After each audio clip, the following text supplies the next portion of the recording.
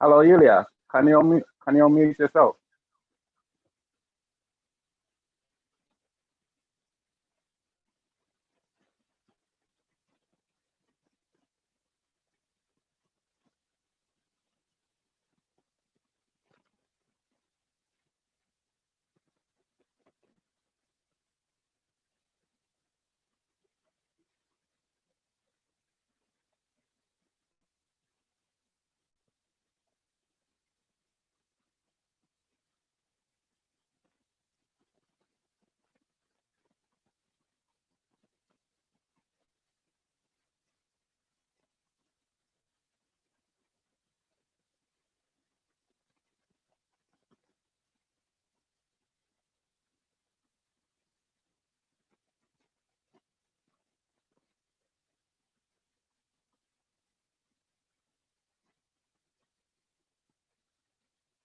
Okay. All right.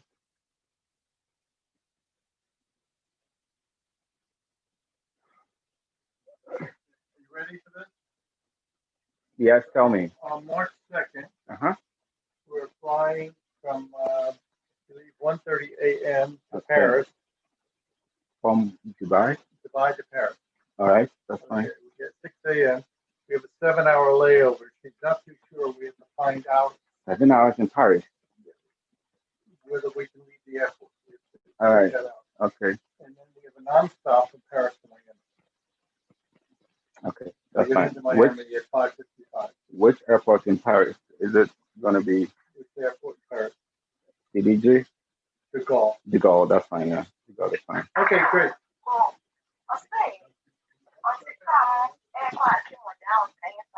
All right.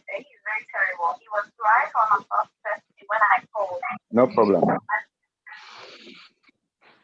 Marcia.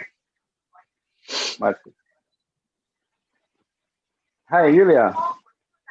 Hello, Hi, how you doing? I'm fine. Should I activate a video? Yes, it'll be better if I see your face. Yeah, exactly. Hold on. I'll try to. Here I am. Oh, yeah, there you are. Hi. Hello. You look good. Oh, you look good too. Thank you. What did you take for breakfast today? What? What did you take for breakfast today? You did coffee? Well, yeah, but I also had Obviously. like salmon and eggs and avocado. I had like sort of brunch. Italian. Oh, Yeah. okay. That's great. All right. I'm trying to go live on Facebook. Hello, guys. Hi, Francesca. Hi, everybody. Hi. Regina di Abruzzo, come stai? Bene. And you? We can't see your face. Oh, wait a minute. Where are you? Can you see There me? you are. Yes. Hello. Hi. In Abruzzo, what did you have Yeah. for breakfast this morning? I had what I had for breakfast. Okay. Bread with marmalade and a coffee. And a coffee. Yeah.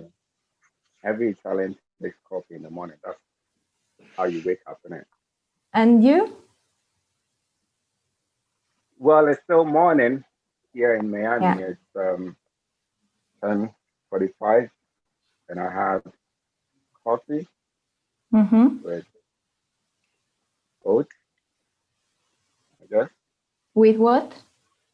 Oats, Mm-hmm. and then some milk. Hey, Kissi is in there. Right. Enock, Babu. Hey, Enock. Hey, Kissi. What's he doing? Can you see him? Kissi, non ti Yuliya, sentiamo. We can't hear you. I can see him, but I can't I can't listen to him. Like I don't hear anything. Okay, well, I'm trying to connect to Facebook now, but it's not working. So what we're gonna do is Oh no. I'll just go ahead and record this meeting. And then after I can that, see you are recording already. Or am I wrong? yes, Yes. it's automatic. So once the meeting starts. Can you guys Eccolo. hear me? Oh, hello. Hello, Kissi. Can you guys hear me now? Yeah. Okay, perfect. Let's go. Kissi, do you remember? I think Do you remember our this meeting is going to be a lot. This meeting is going to be a lot of energy inside because I can hear Julia with this kind of amount of energy that you are bringing inside is very fantastic. Julia is going on with her British English, with her British accent. I think. Okay. I'm gonna talk with an Italian accent now. Is that okay? Better for us, for me, at least. Or with the Russian one? Which one do you prefer? I think the British one is fine. Great. Okay, so we will be mixing the languages today.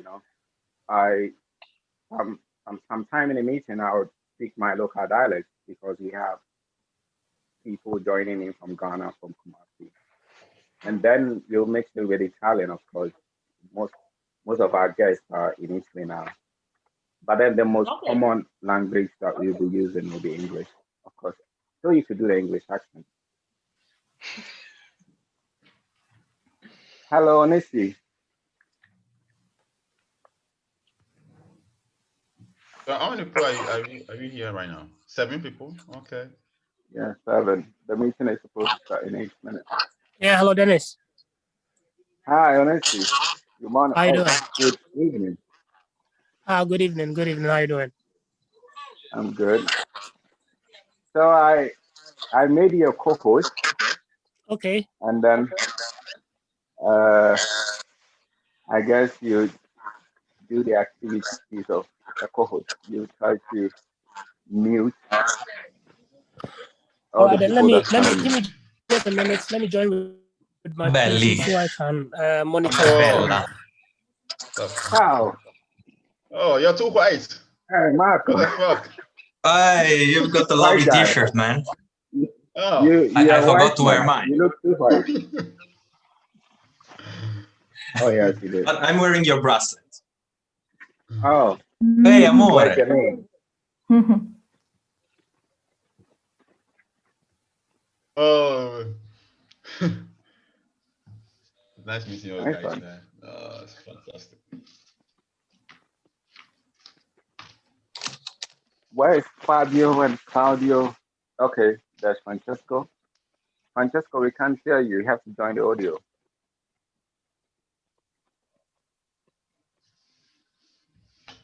So, Francesca. Yeah, tell me. Now you've accepted to be the Enostravels agent in Italy, right? In Italy? Yes. Because Okay. I see your name as Enostravels. I don't know why. I don't know why. That means you've accepted. You've accepted to be the... Where is my percentage? Your percentage for... Hi, Marco. Dennis. I have someone who wants to say hi to you. Hi. Ciao, Ciao, mami. Dennis. Ciao, buongiorno. Mami, come stai? Ciao, come stai? Sto bene, sto bene, sto Buongiorno. bene. Buongiorno da Dove Florida. sei? A New York? No, adesso sono a Da Florida. Sì, sono negli Stati. Stai al caldo allora. Sì. Qui invece c'è la neve. No, 28. Ok. Mami. 91. Va bene. Mami. Ciao. Ciao. Ciao, grazie. Yeah, she's gone. She's gone. She's looking good. Oh man. You know, mommy Man. didn't want me to Oh. leave Abdullah when I came. Marco. Hey. I love your mom, man. Mommy didn't want me to leave Abdullah. She was like, Dennis, are you going to sit in a bus for 12 hours to Parma? I said yes. And she was like, you have a bed here. Why should you go and sit in a bus for 12 hours?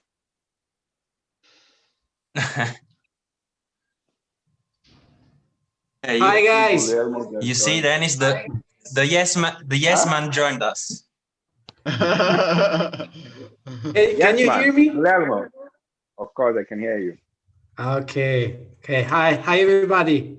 Hello. Hi. Hi. Nice to Hey, meet you. Babbo, ammazza che capello. Oh, Marco, sono appena uscito dalla doccia. Perché? Marco, you're too white. Can you turn the light off? Yeah, you're too white. I don't know why. Wait, maybe because I'm a goose. Hey, Dennis. Hi, Romano. Guglielmo. Yes, man. I like your shirt. I have like yours. One of my friends from Senegal gave it to me as a present. Senegal. So how many friends do you have from Africa? A couple. A couple. Is it including me or excluding me? Including you. Okay, but then I'm the king, so I think I'm the first or the best. You are the king. I was waiting for you to tell it, Dennis. Oh, yes, and I forgot to mention you are the queen of Abruzzo.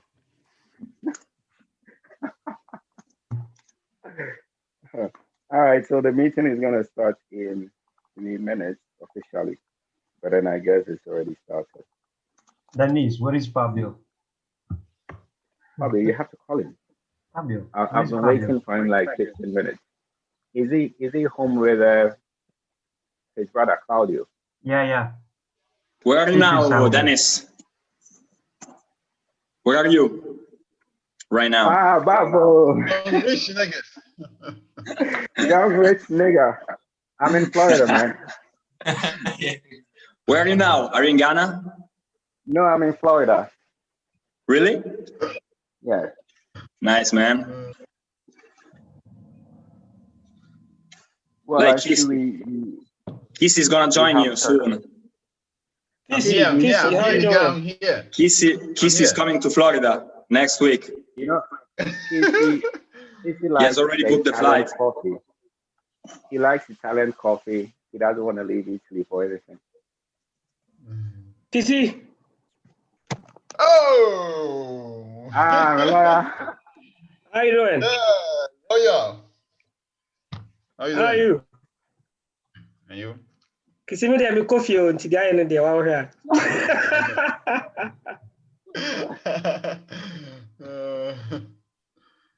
All right, Loya, you mute you still have to and mute then so you can stop discuss the video of all the participants that comes in. Fabio, I see you've joined, but I can't hear you. Now you can hear me. I just put my best shirt ever. Look, wait. Eccolo là. Here. Just because I want to be part of Ghana, you know. Hey, Asante Kotoko. Always.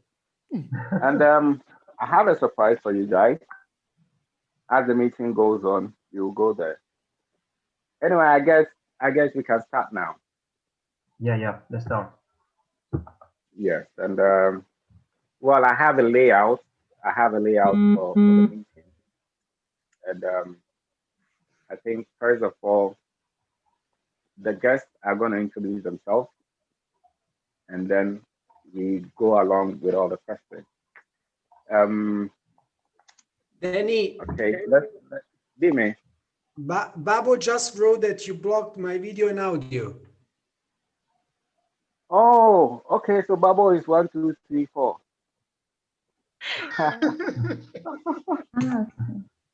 Okay. That's really funny. Yes, I All right, didn't get it. I'm in again. I'm back. Sorry about that, Babu.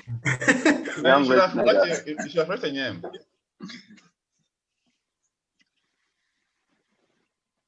Joseph Bremo, you'd have to join in the audio so you can hear us. I think that is why you can't hear us. Hello, guys. Can you hear me now? Hello. Hello. Hello. Hello. Lawyer, and Jumano, wow. Ayana, why are you on mute now? All right. Motomenka. I saw Kappa Africana.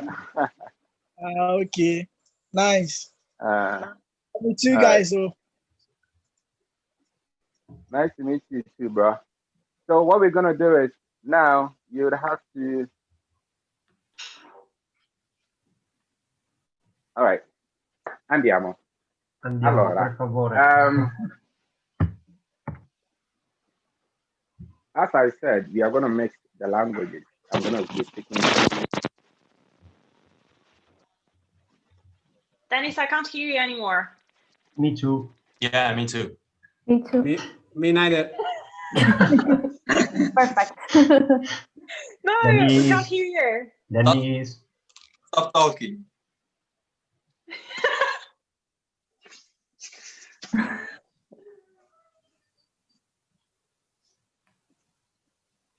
Dennis, say something, please. Hello, can you hear me? I'm giving up on Yeah. you. Wait.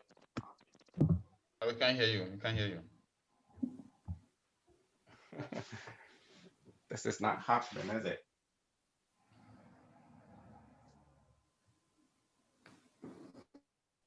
Hello? Hello? Dennis.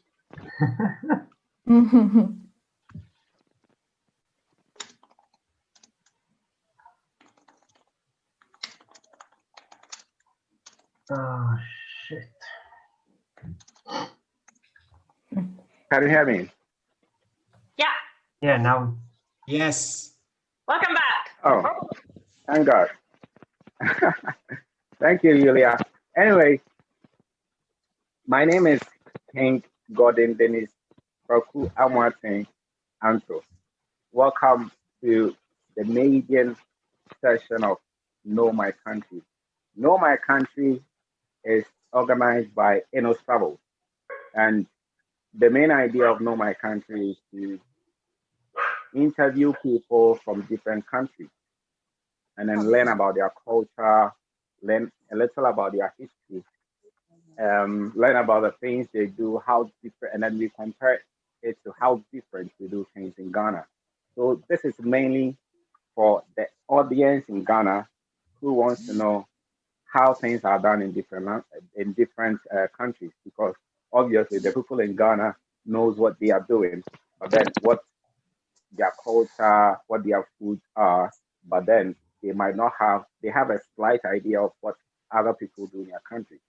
So this program is actually going to enlighten people in Ghana about what other people in other countries have for their culture, have for their food, and then all the interesting stuff.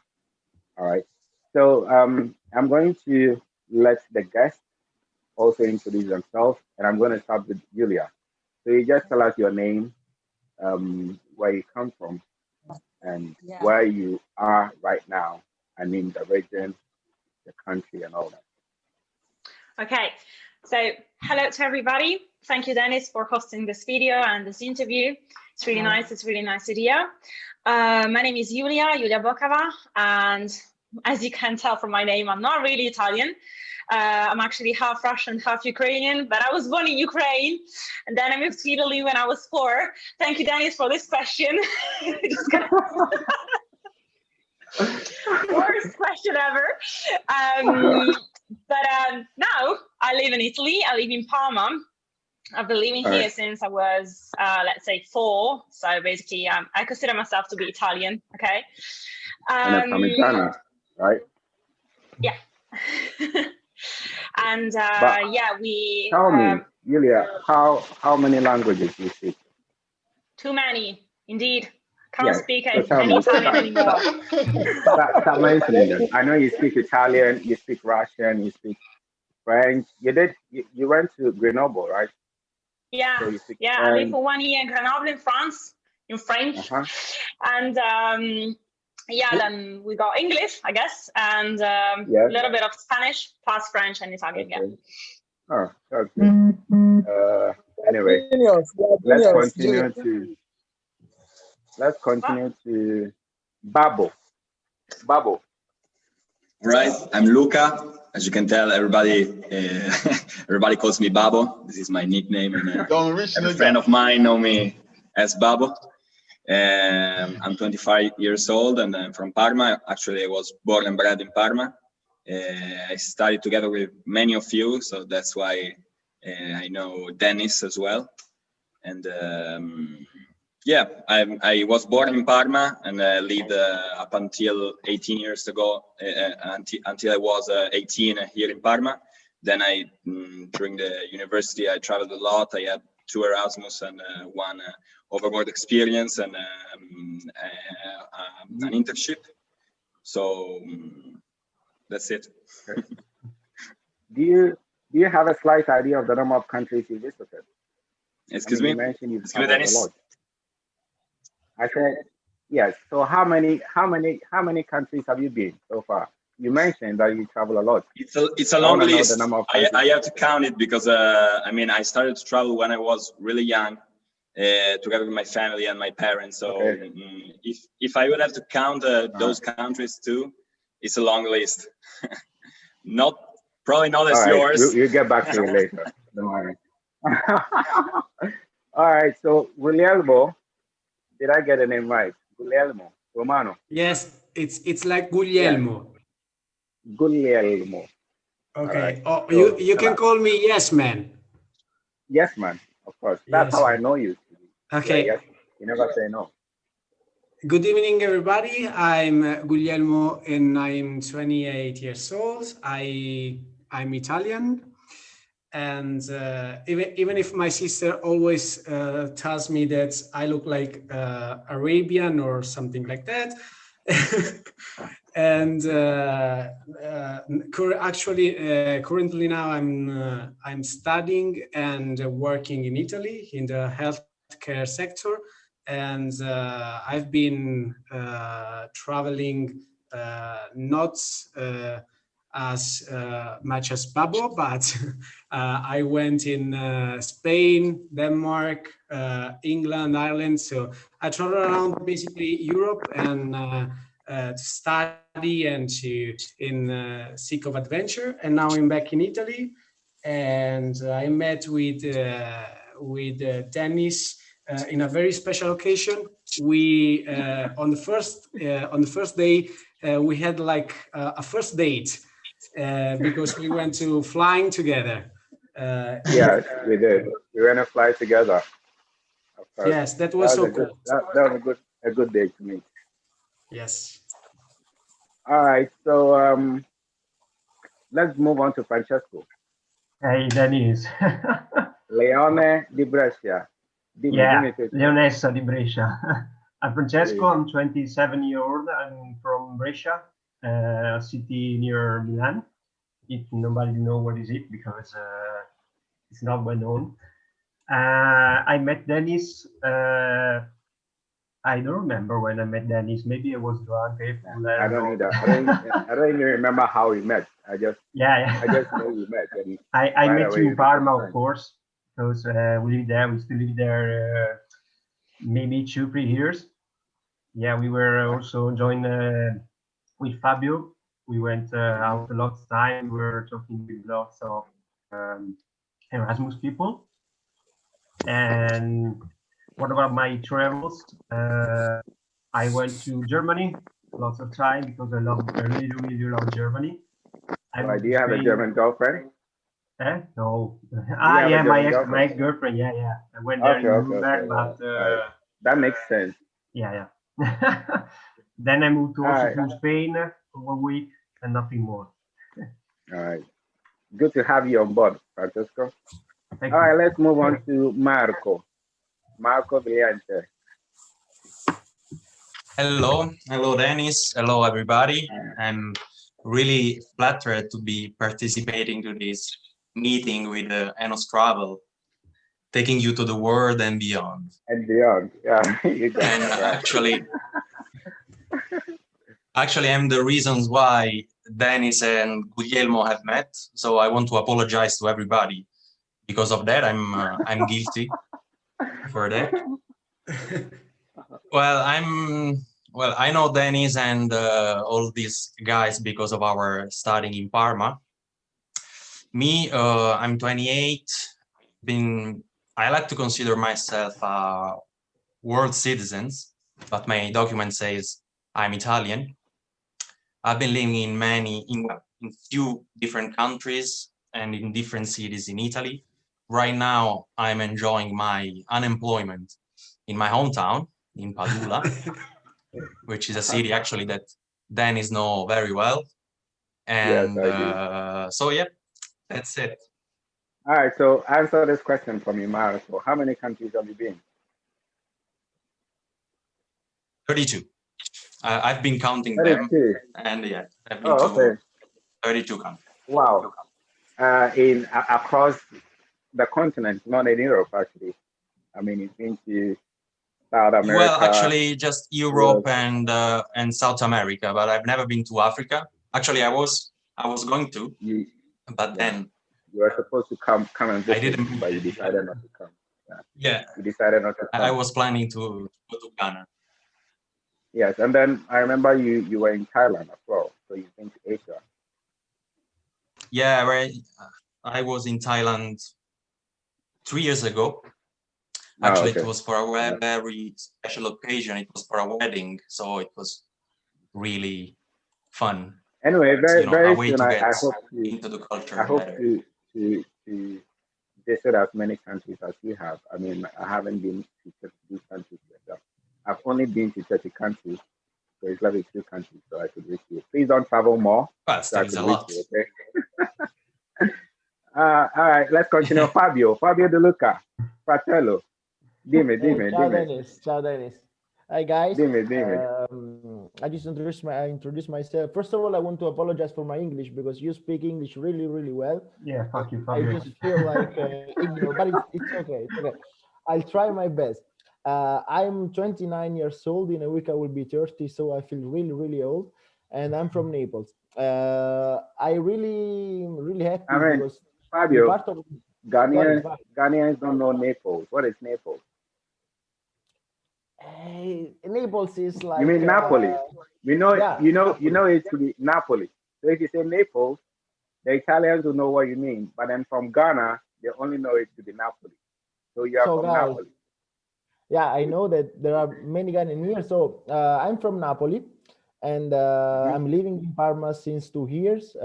I met Dennis. Dennis, I just remember exactly the date we met.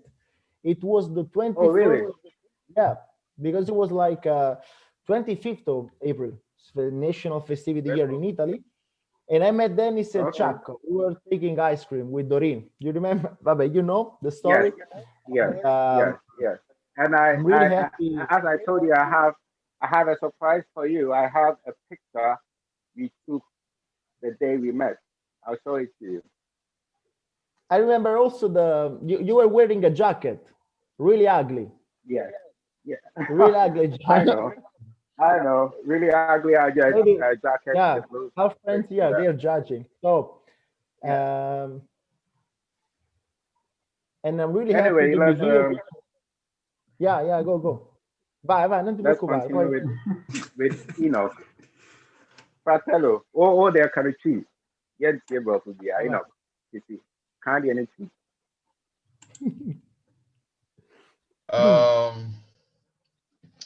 My name is Enock.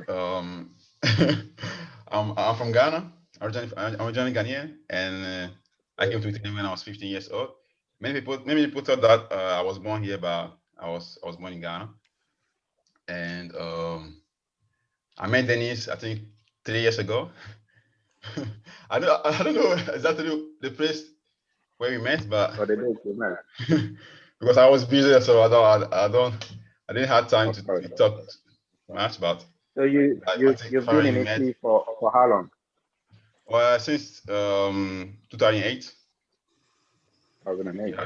All right. Yeah, So that means you've been in Italy for like 13 years now. Yeah, 13 years. Yeah, 13 years. Yeah. All right.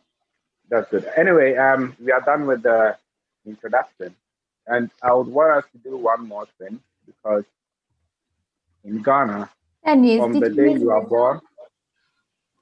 Oh my God. Dennis. Francesca. Okay. Situation Regina mio. Regina mio. Me dispiace. Okay, now you have to speak on Italian. Vai. The world is country. Vai, dimmi. Come Okay. ti chiami? Dove sei adesso? Dimmi tutto. Do you have to speak Italian or English? Okay, let's do this. You would have to speak T.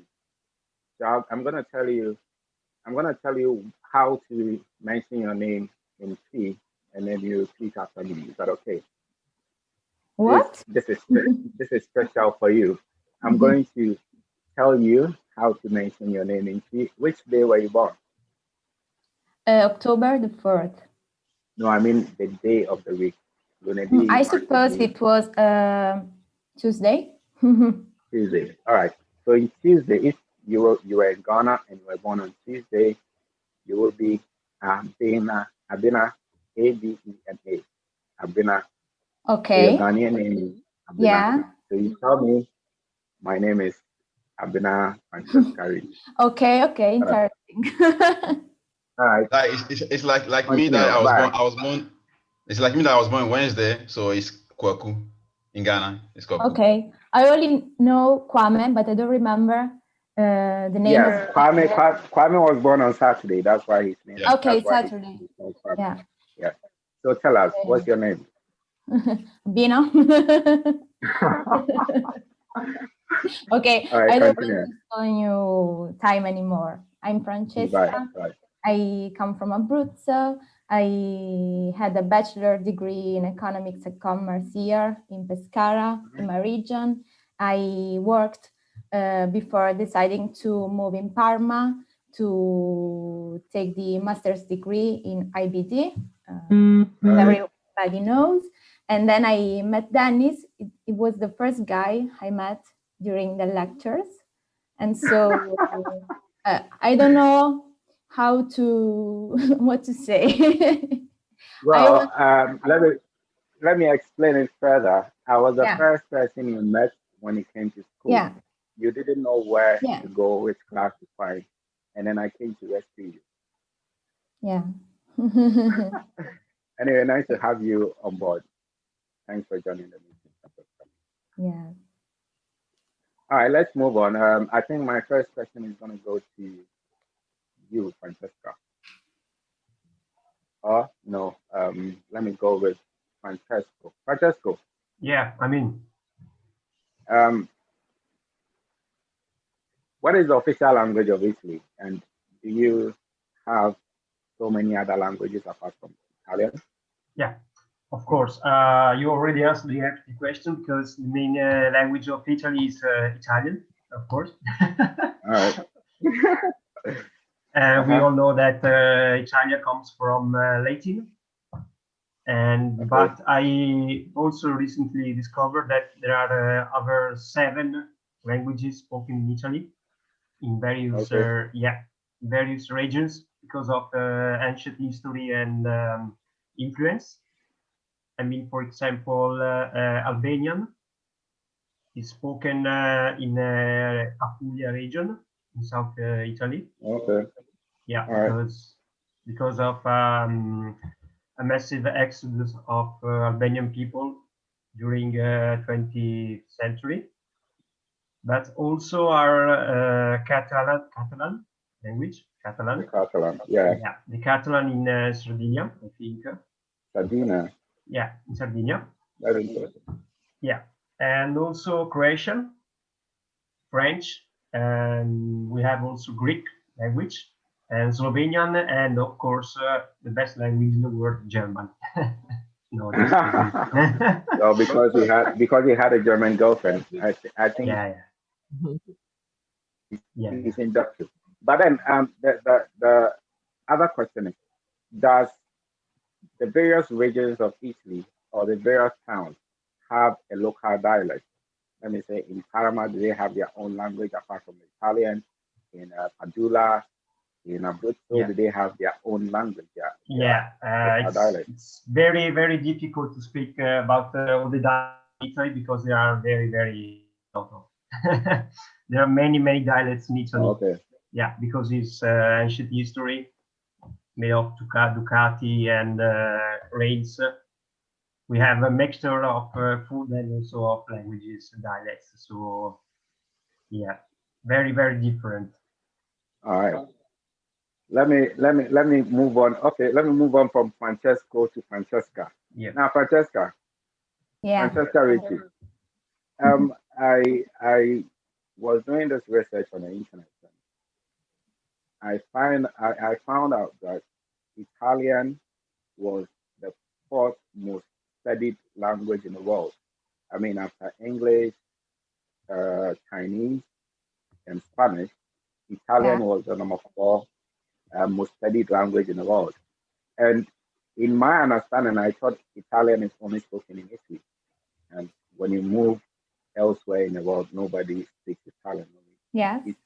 But then I was confused why it was the 4th most studied language in the world. Do you have any idea why?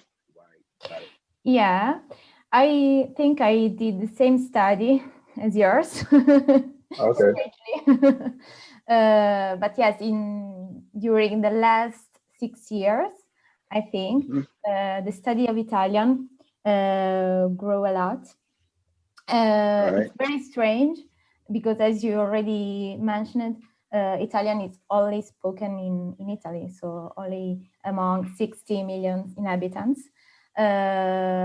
Also, if a lot of Italians made a mass migration during the last century, but what the studies say is that Italian nowadays is very studied among people, basically for 3 main reasons. The first one is that Italian is also known as the Bel Paese, so the country of arts, of good food.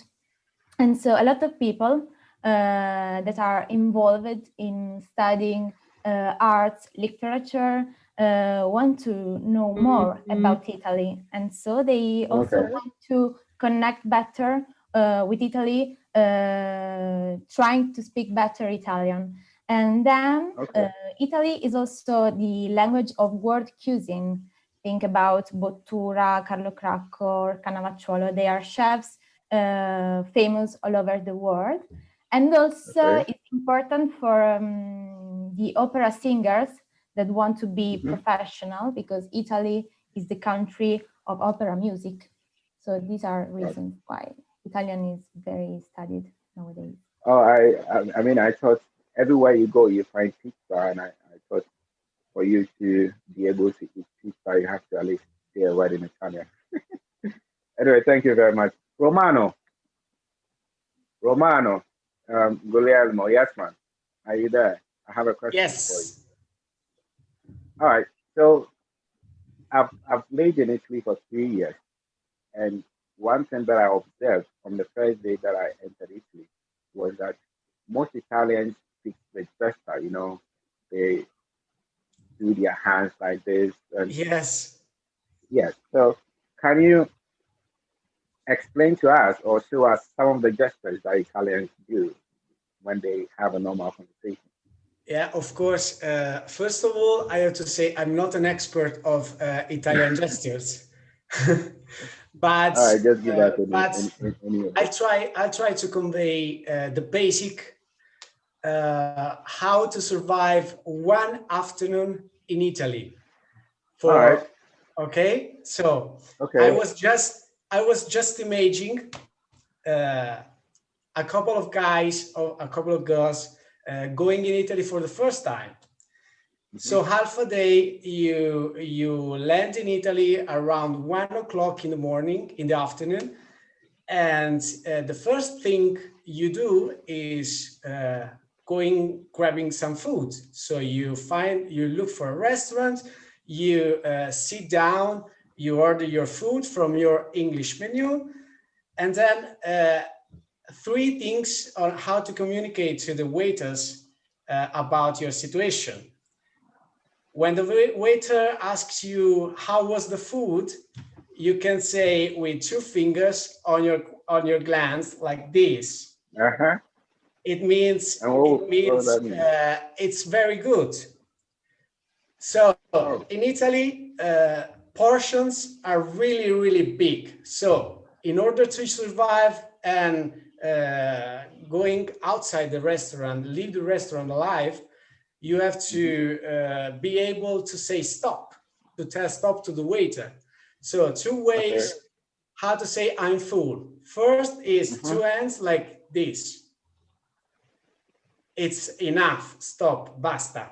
And then when you are over full, it's like caressing your belly like this.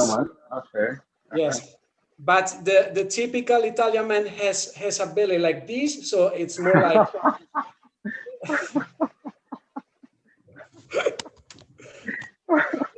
okay. Let's suppose you leave the restaurant alive. You go to take a walk for the city to see the monuments and what else.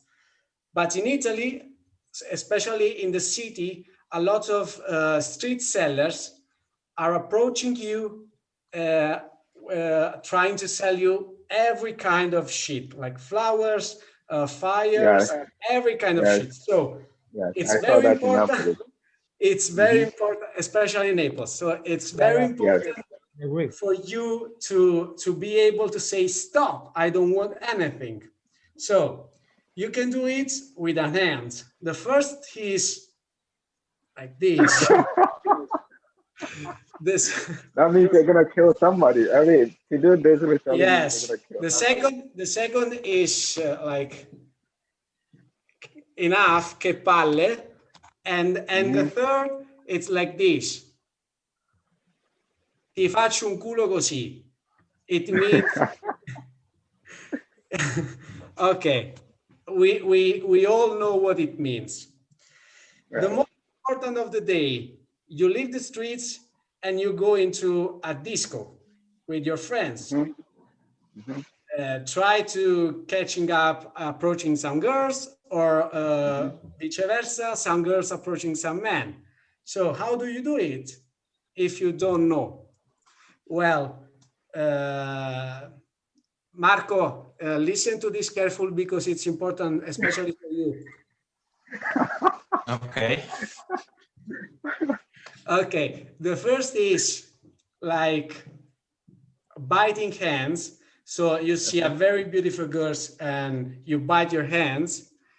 And the second is shaking your hands like this. Mamma mia. Okay. And does that mean you are interested in a girl? What?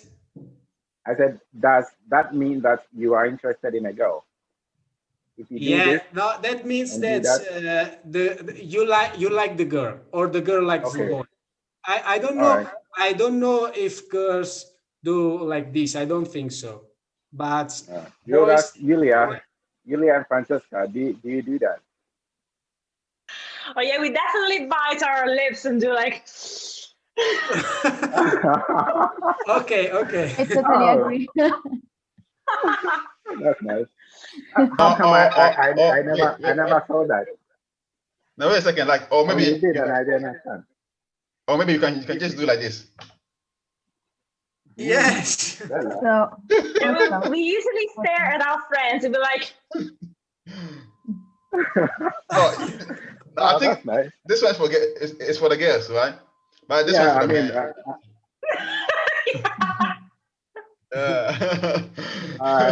Guglielmo, let's continue. Dennis, anyway, I do not recommend do like this because my success rate is very, very low. So I think I have to change. I will do some research. I have to change gestures.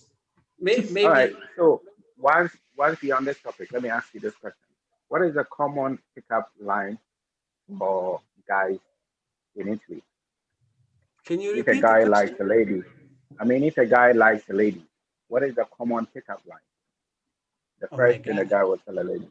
Dennis, you're an asshole. I mean, what I know. Conozco. Tell me.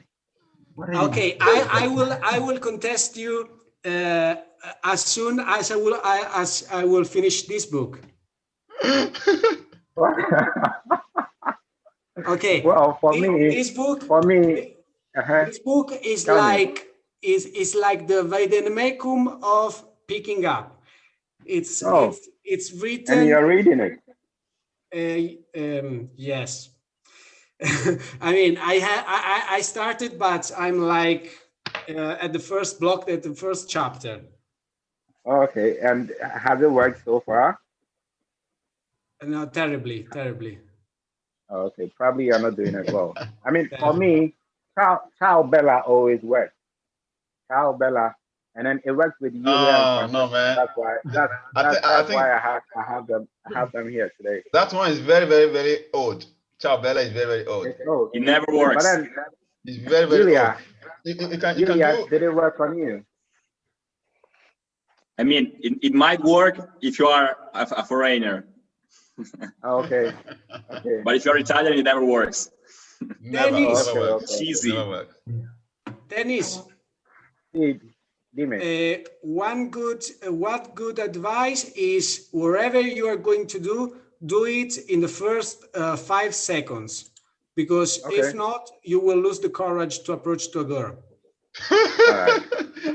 Yes, ma'am. Thank you. Thank you, Yuliya.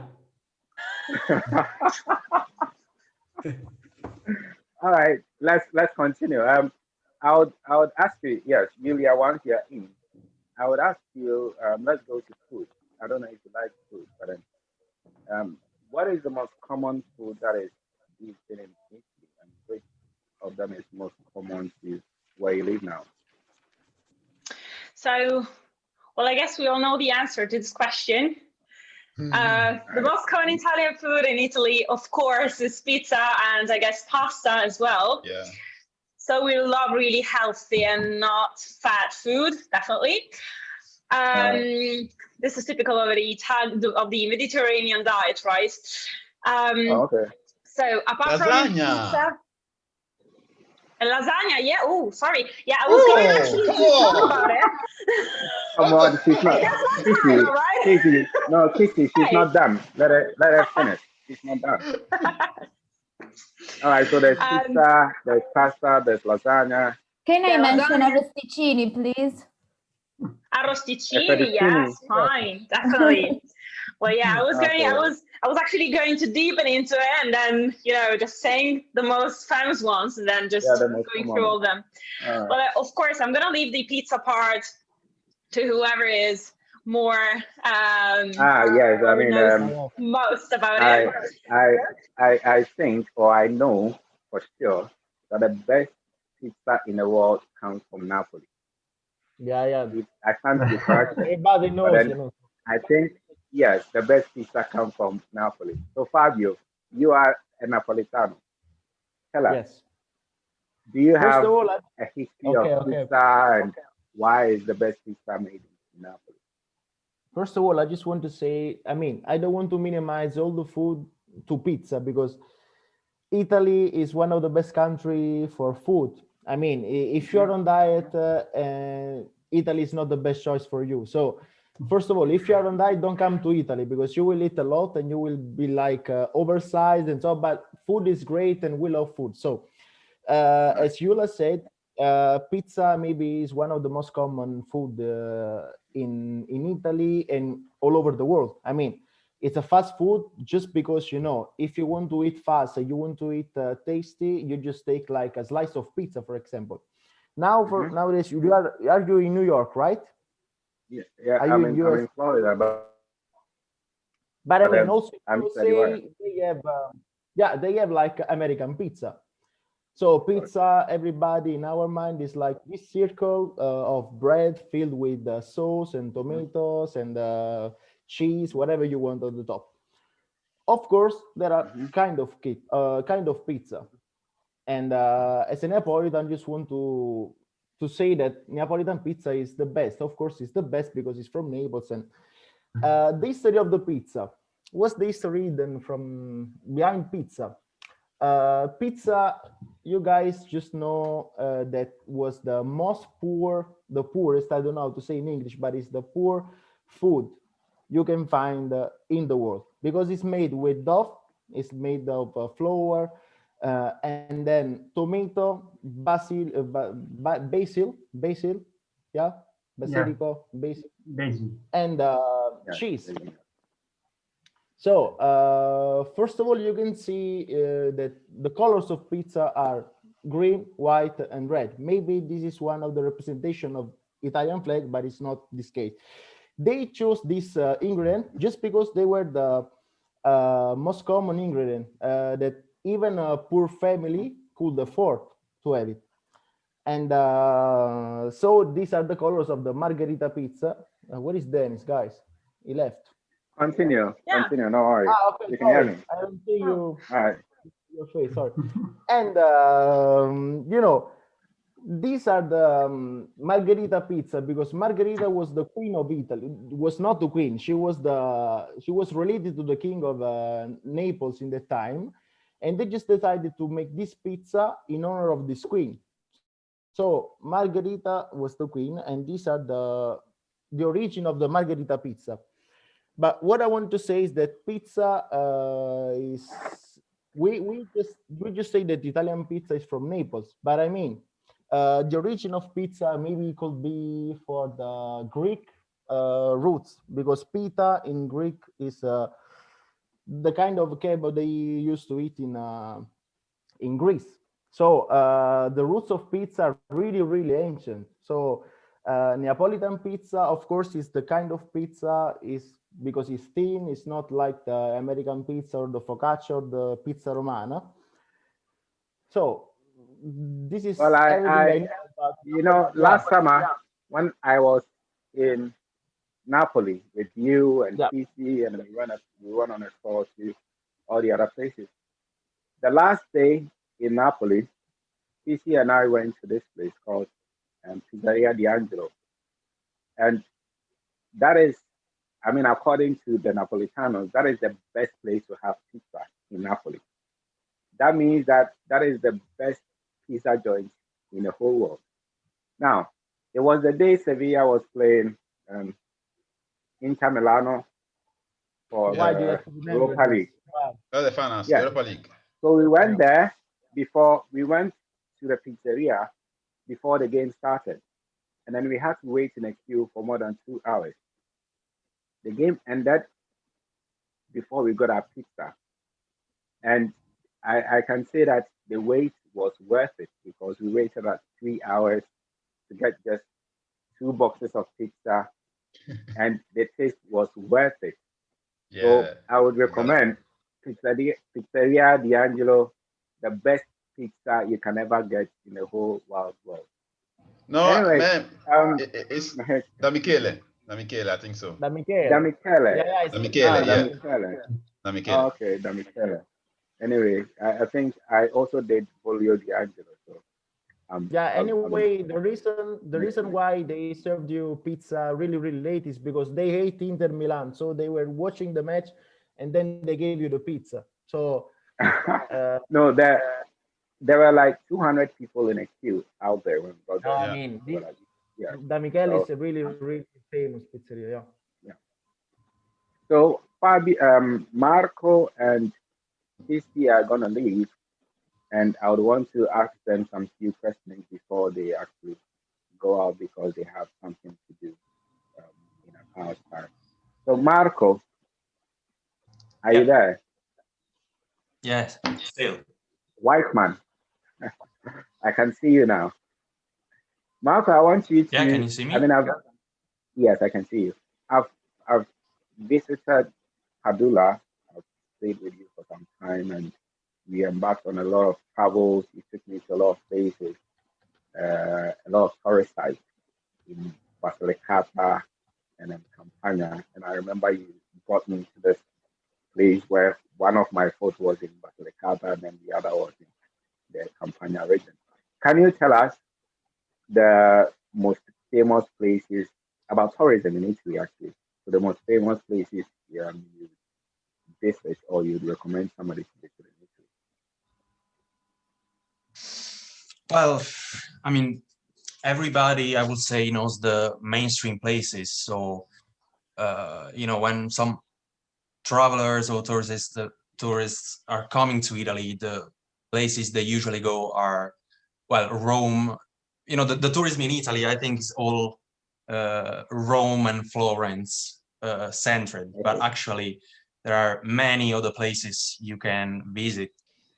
As you said, when you came here to Padula, I've brought you to some a lot of places that, of course, you didn't know, such as Il Volo dell'Angelo, where you met Mr. Guglielmo.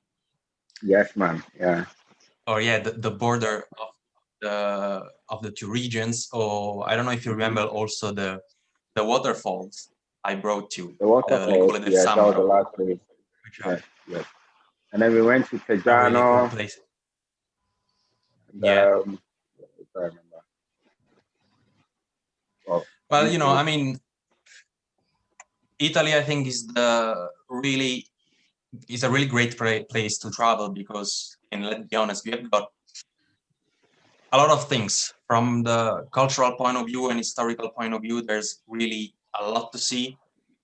I mean, is it a legend? That's a legend that we have the half of the world heritage in Italy. That's not true, but we have a lot. We have a lot.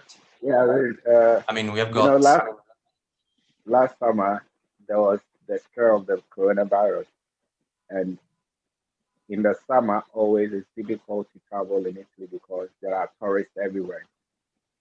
Even though there was the virus, I traveled during the summer with Kissi and then with my sister, and you could still find a lot of people everywhere you go. We were in Capri, there was a lot of people.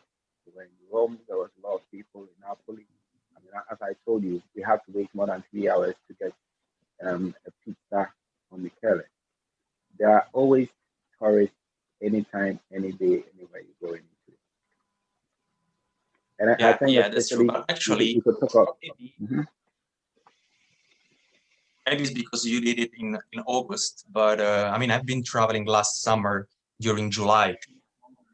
So usually it's not like the best month for travel. And, you know, actually I've been visiting, for example, Rome, and it was almost empty. So I couldn't enjoy the city by my own because it was almost empty when I was there in at the end of July, more or less. Anyway, you know, apart from the heritage and historical point of view. I would want us to host a meeting, just you and I, and then we talk about cambiamata. I mean, it's one thing that I always tell my people. And then the best thing that happened to me in 2020 was to be part of the cambiamata experience. And in 2020, if I'm taking a superhero, or the best thing that ever happened to me in 2020, I wouldn't say it was my graduation from the University of Parma. I would say that it was the success you had with cambiamata. And I would like to congratulate you on that. And I want to share this picture with you.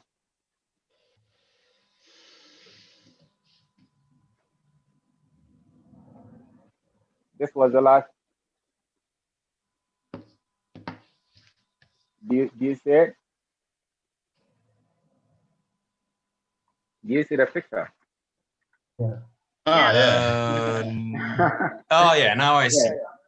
Yeah, so this was. Yeah, you remember that day? Yes, the last event, pizza event we had in Padula. And then Cambia March actually was a program that Marco started. He rode a bicycle from the north of Italy to the south of Italy to raise money to support the Cancer Research Foundation. And then it was a massive success. How much money did you make actually?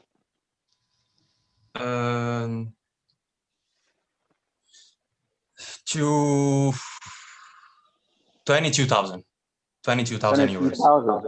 Okay, you need to sign a check for 10%. I mean, I need 2,000. And actually, it just, I had this new, like, few weeks ago that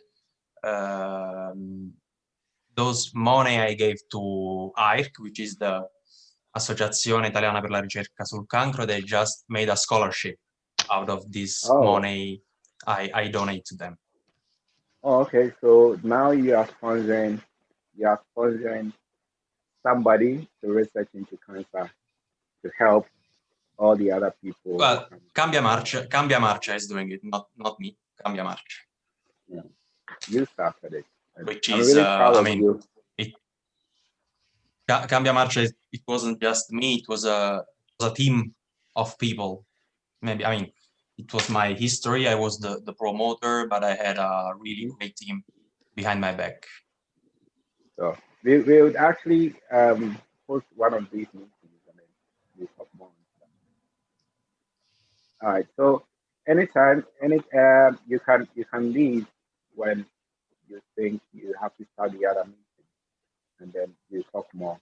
I have a really important appointment at 18, but I will join the meeting for a little bit.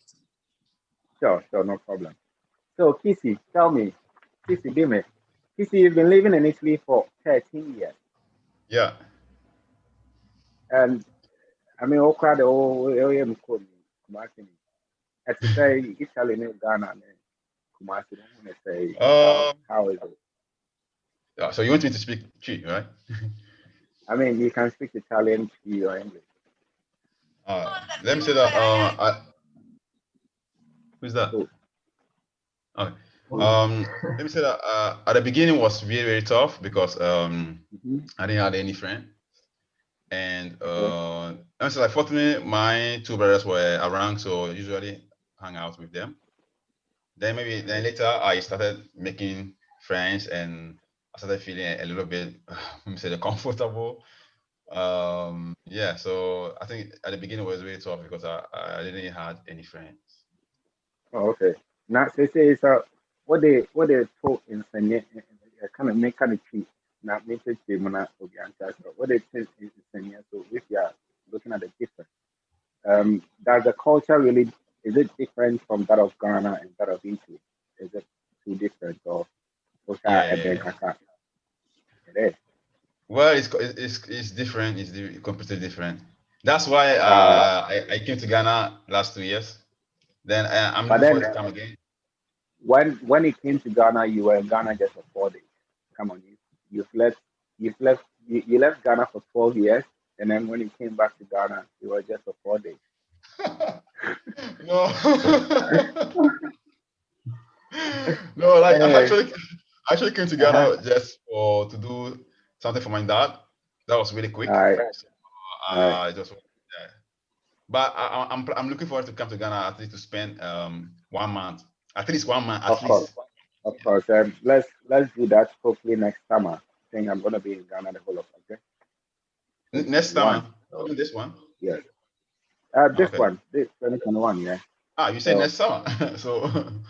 Yes, the summer that is coming is the next summer. I bet. Yeah, but anyway, I thought maybe next year. Anyway, Yantraso. Babo, I have a question for you. You are from Parma. Yes, I am. Yes, born and bred in Parma. And everywhere I go, most of the countries that I visit, they have a little Italian store or a little Italian shop. And everywhere you go in these shops, you see a Parmesan cheese or Parmesan ham and all that. are these things coming from Parma? No, absolutely not.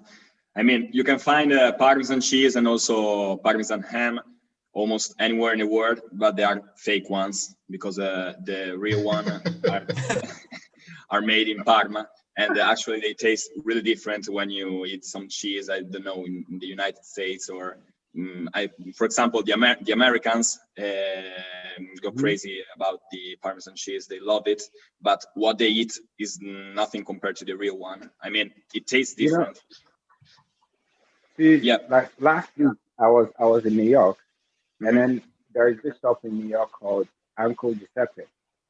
So Uncle Giuseppe have prouded himself as the Italian who sells Italian things in New York. That's and then true. he has a section only for Parma. Mm-hmm. And then I think I took a picture there and sent that to Marco and Francesca, because there you have the Parma section. There is prosciutto di Parma, formaggio, and then some other stuff. So I guess that might actually come from Parma, just that because it's being transported, it might taste a little bit different. Absolutely, yeah. You can find a real one too, but it's much more expensive. So that's why many restaurants or bars or I don't know what, they serve the fake one because it's much cheaper, and the majority of the customers don't care about if it's the real one or the fake one. So they will eat it anyway, and they won't complain. So that's why that's why the majority of the time you find the not the real one. Yes, if they've not actually been to Parma, they wouldn't know the real taste of the Parmesan cheese. So whatever people sell to them, they are okay with it. Yep. Yes. And is Marco still around? Marco, are you there? Here. And actually, I wanted to interrupt you before I leave because I have the gift you gave me when you came back from Ghana. Oh, interesting. And I wanted to, well, of course, Ghanaian people, they know it, but I want to explain the meaning of all this to all these Italian fella that are following us. All right, andiamo. Andiamo. Sì. Right. So this is a bracelet that Dennis gave me, like when he came back from Ghana in March. Well, there are, as you can see, there are different bolts. It actually has more bolts than I have, and they have, all of them have different meanings. So my name is written on gold because, well, we all know that Ghana is on the Gold Coast. Mm-hmm. I'm saying it right, Dennis? Yes, yes. Yeah. Okay. The black one represents the black star. What's going on? What's going on? What's going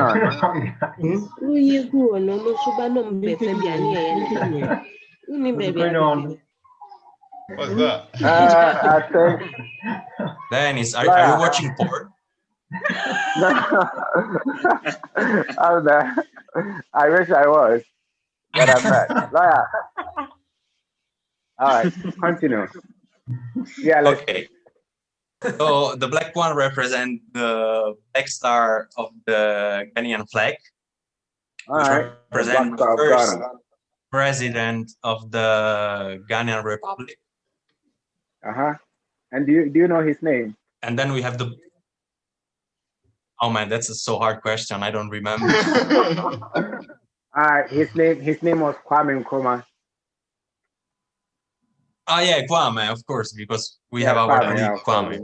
That's what you told me. Yeah. Yes, Kwame Nkrumah. Well, and the blue one, because of course Ghana is facing the ocean. Mm-hmm. Then, okay, we have this one. I don't know if you can properly see in red and yellow, which represents the traditional dress of your tribe, isn't it? The Ashanti tribe. Yeah, somewhere in the Kente, you know. I'm married a Kente Claude. Yeah. And the last one, another tribe from the north of the country, which is named Kinte, right? Yeah. Yes, the Kente Claude. Yes. Okay, nice. Yes, Well, I'm good. you're right. Anyway, you are. I mean, you're a smart guy. So I'm happy you thank still you very much remember for. that. We've shared our culture, together. I've learned a lot from you when I was in Padula, and I'm glad you've also learned a lot from Ghana. And you're always welcome to Ghana any day, anytime, whenever. Well, I mean, I will come one day, so we'll plan a trip all together. Yeah, because the last time I went to, we can book it with Enostravels. I mean, of course, Enostravels got you. It's taking you to the world and beyond. And beyond. Okay, thank you very much for hosting this meeting, man. Now I really need to leave. All right. Thank you for joining, and we see you. Ciao Marco. Ciao Marcone. Ciao grandi. Ciao Marco. Alla prossima. Ciao. All right. Oh, Dennis, let's continue. Yeah, Dylan. Where is going to be the next country? Next Sunday, I'm gonna host people from Argentina. Really? Okay. Yeah, it's gonna be the same thing. Yeah, so you can. Babo is gonna like it. Babo is gonna like it. Yeah. He drinks Argentinian. he drinks Argentinian mate every day. Porco. All right, so let's continue. Let's go to sports. Now. Well, Dennis. Kissi, you also have to leave, right? Yeah. Sorry, guys. Right. Thank you very much for hosting this amazing. You're welcome, bro. Yeah. Thank you, guys. Have a nice day. You too. Ciao Kissi. Ciao Kissi. Ciao Kissi. Mi raccomando stasera. Cosa? Fai il bravo. Ciao. Tanto vinciamo, anyway. Lo sai. No, tu fa la squadra giusta. Juventini di merda. Fratello, questa squadra qua devi fare, mi raccomando. Anyway, Fabio, now I was gonna ask the other guys, but they've all left, and now you are left with the ladies. And I'm not sure if I should ask the ladies first. Yuliya and Francesca, you like football? Not very much. Not really. But then, do you remember in 2006, Italy won the World Cup, right? Yeah. Yes, I remember very well. I remember very well that summer. I was seeing the flag of Fabio. Okay. What about Yuliya? Oh yeah, I do remember it. I remember people honking in the streets. I was trying to sleep actually. Oh, okay. But then, yeah. Do you remember there was a game Ghana played against Italy? No, you don't. All right, so Fabio. Yes. Fabio, I know definitely you're gonna remember that game. I just remember everything of the game. I just can remember also the lineup of Italy, of Ghana, but I just want to focus my mind on Pirlo, because Pirlo shot from the 25th meters, I guess, and he scored. So I just remember the 2-0 for Italy. And I was really sad for Ghana. You remember there was Samuel Seko who gave the ball to Yaquinta, and then Yaquinta scored a very easy goal. Fabio. Danny, sorry, but my connection was really bad. All right, so just tell us what you remember about that game. No. You told me, ask me a question. Because yes, you remember the second goal. The second goal was an easy goal because Samuel Seko, who was then the defender for Bayern Munich, gave the ball an easy goal to Yaquinta to score. Sami Kufu really bad. Yes, I think that was a gift from Ghana to Italy. Yeah, and I just remember Yaquinta scoring the goal because of Sami Kufur. Yeah. I just remember the best defender in Ghana ever. And he played also for Asante Kotoko, if I'm not wrong. He did. Yeah, he did. He did. I In the can't end of think the correctly, career. but yes, he did. Yeah, I remember. Yes, and I'm glad that, you know, I mean, even when Ghana lost to Italy, Italy turned out to be the best team in that tournament because they went ahead to win the tournament. And I think that happens to Ghana a lot. In 2010, we played against who won the World Cup in 2010? Was it Brazil? I guess Spain. Or Spain. Spain. Yeah. Spain. Okay. So in 2014, I guess we played against Germany, and Germany won the World Cup. In 2006, we played against Italy to won the World Cup. So there's good luck about Ghana anytime you go to the World Cup, you know. Anyway, what about the Ghanaians playing in Serie A or in Italy? Do you know of any Ghanaians that are playing for the Italian team? There is a long list. Also because, for example, now let me start with Babo and Guglielmo. Do you have any idea of those? It's my turn. Yeah, we have many players playing, Ghanaian players playing in Italy, but I think the best ones played in Italy like a few years ago. I remember very well Stefan Appia, which was probably the best midfielder in Ghana, and he also played for Parma when I was really young. I think like 7 years old. Oh, really? Yep. I didn't know that. I think it was probably the first team where he played. He started with Juventus, but he wasn't playing. He was like a young player, so he didn't play for Juventus. And then he moved to Parma. And I don't remember how many games he played, but I think many. Oh, that's interesting. Then he moved to other Italian teams, but he was a really good player. And he also played 2 World Cups with Ghana. Yeah, so, yes, he did. Yeah, he was probably the most famous Ghanaian players playing in Italy, but also Montari, and Montari was another really important Ghanaian players playing in Italy. And then Essien is one of the best ever, even though he never played it. Sorry, guys, I don't want to miss the player singer, the baby jet, Gianna Samoa. It was yeah, maybe your brother knows it, and of course he does.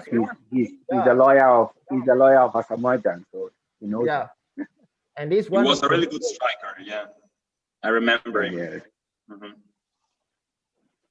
Fabio, continue. No, and I just for me the best was Gianna Samoa, also because I'm used to listen Ghanaian music, you know, and also since he's also a good singer, he's a dancer, he's also a producer, I guess, and it's really beautiful to see how Ghanaian people are really brilliant in sport, and also in we can say also in art, because music is art. So for me, Ghanaian players in Italy, they had also an important role, because I guess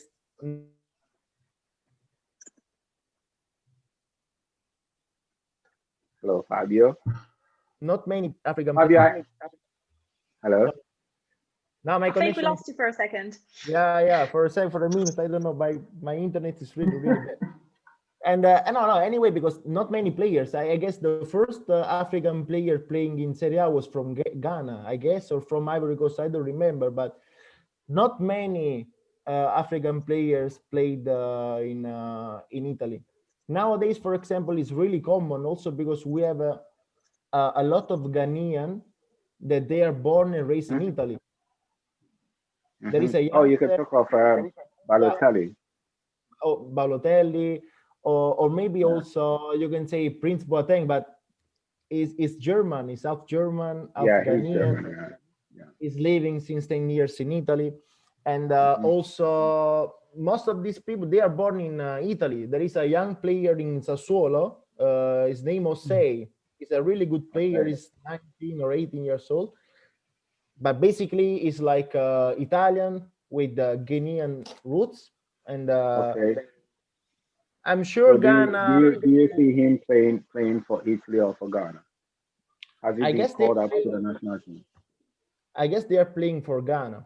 Also because the Ghanaian roots are really, really strong. And also for them, it will be really, really proud. They will be really, really proud to play for Ghana. So, yeah. Anyway, I hope for Ghana. Well, Romano, why do I keep calling you Romano? Guglielmo, yes, man. You can call me Guglielmo, whatever you want. I'll call you yes, man. I think that's better. Okay. So do you follow football in Italy? Are you a football fan? Yeah, I told you once, don't be an asshole, you know. I'm trying not to be. I'm trying not to be. No, I mean, I'm worse than my mom at football, so I don't follow football. I think it's better for me to join the girls for the tea, and you guys talk about football. When we are talking about pickup lines again, I'll call you. Okay. Anyway, let's leave sports and then let me go to the ladies now. Let's talk about wedding. How wedding ceremonies are done in Italy. Yuliya. Oh yeah, okay. Can you give us Quick resume of how weddings are held in Italy. So first of all, I have to say, as everything in Italy, it really depends from region to region, or mostly from north to south. Right. But in general, we can say that, first of all, we've got the engagement, and the engagement goes with the man giving the ring and asking a proposal to the woman he's in love with. And then usually the two families meet. So we usually, well, of course, the two families usually know each other already, but if it's not the case, they meet after the engagement. And we have to say that usually it's not requested to have the permission of the parents. Really? Yeah, so you get married that used. I mean, of course, if they hate each other, that's probably need a permission. But usually, it's not compulsory. Let's say. So it's really old-fashioned for the man to go to the father, even though I think it's really romantic. But to go to the father of the woman he's in love with and ask for her hand, for example. So after the engagement, you of course organize all the wedding, but before the wedding, we've got the parties. What's the sound, guys? What is that?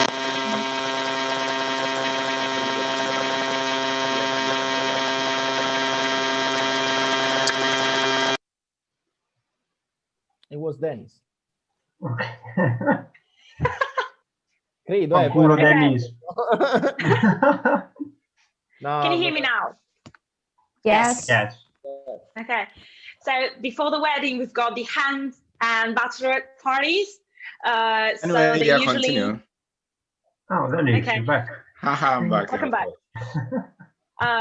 So of course, well, usually it really depends on the style of the party, and it's usually organized by the friends.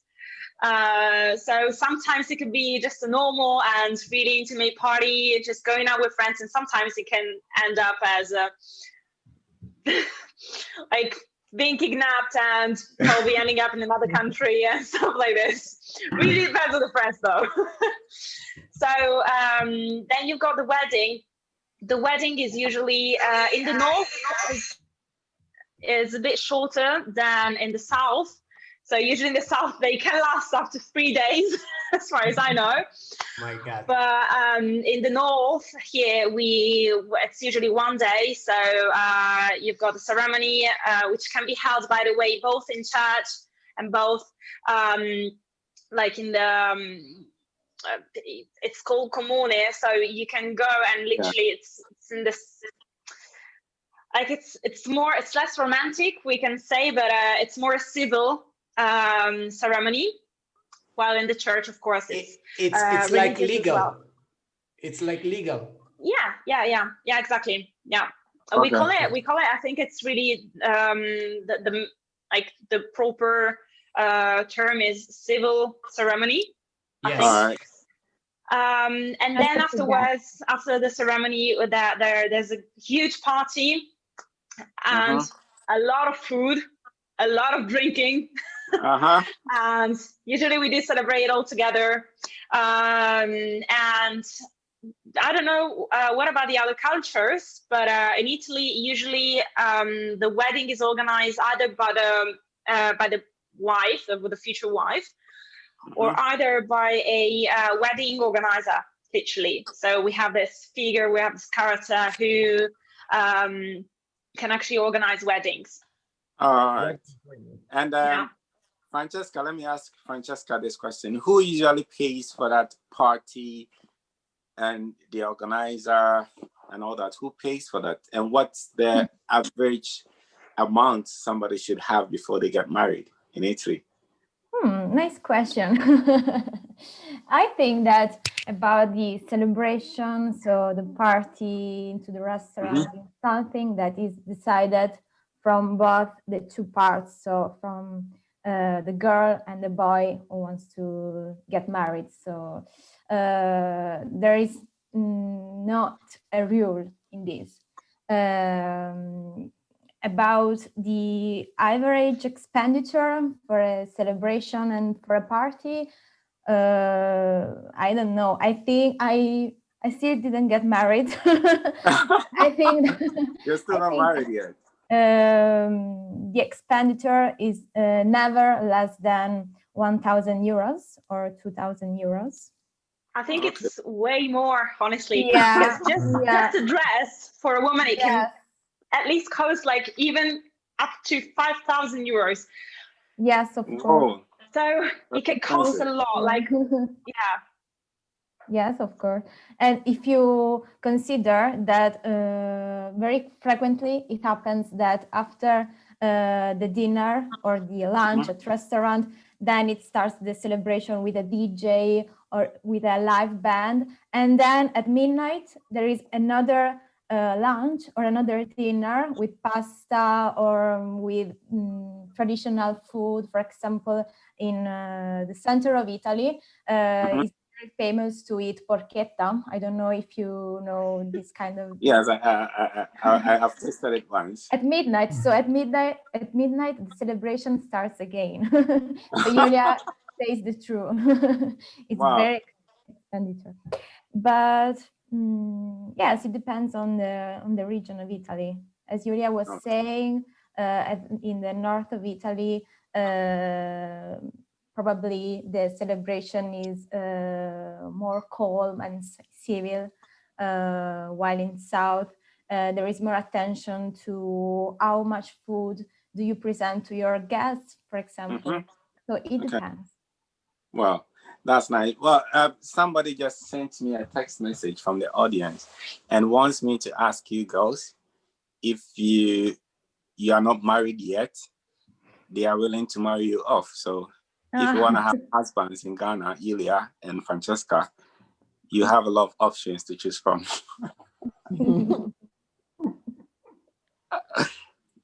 Yuliya, are you there? Yeah, there. So you have a lot of options to choose from, and once I start receiving the applications, I'll forward them to you. Well, can't wait for it.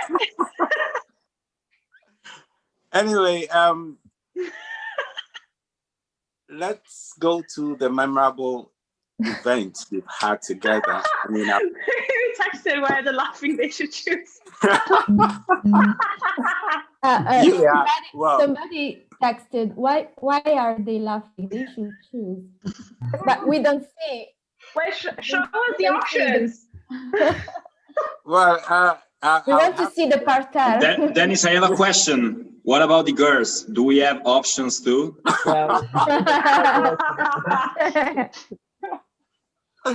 That's a very good question, Babu. Well, let me know. There's a lot of girls in this who are, of course, ready to get connected to find young rich. So to conclude, after the pandemic crisis, when everybody can travel again to the world and beyond, to the world and beyond, we will see the proposals in Ghana. Of course. Once I receive them, I'll just forward them to you. Babu, you don't have a problem, okay? We just have to be open. Yeah, I told you that we'll plan a trip to Ghana, so. Of course, we should. We just have to wait for the pandemic to end. Yeah, I have gathered some of the moments all of us have had together as friends. I mean, most of us have either traveled together or schooled together or have met in a place together. So I've gathered some memorable events that we have shared together, and I want to show you pictures and videos of it. Oh. Don't make me cry, please. Fuck you, man. All right. Gonna need the napkins now. We are too sensitive.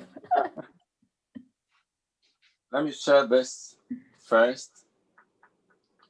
And then this was on the graduation day when I graduated. And as you can see, there's Yuliya.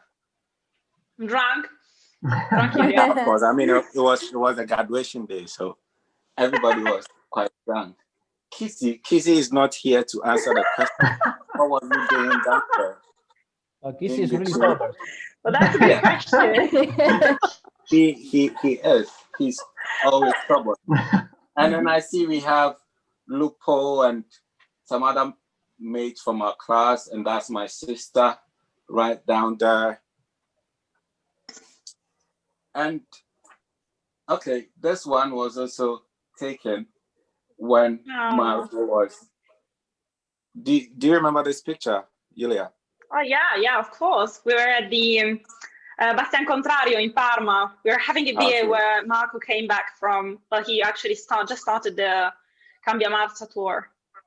Yes, when he stopped in Parma. Yeah. Yes, and this is the guy who has the beautiful dog. Yeah, Francesco. And as you can see, Kissi always in that position. Always sober. Kissi in the table. Yes.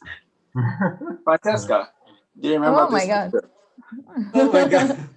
What happened to us that day? This was the last Zeliani class we had. This was the day after the wedding.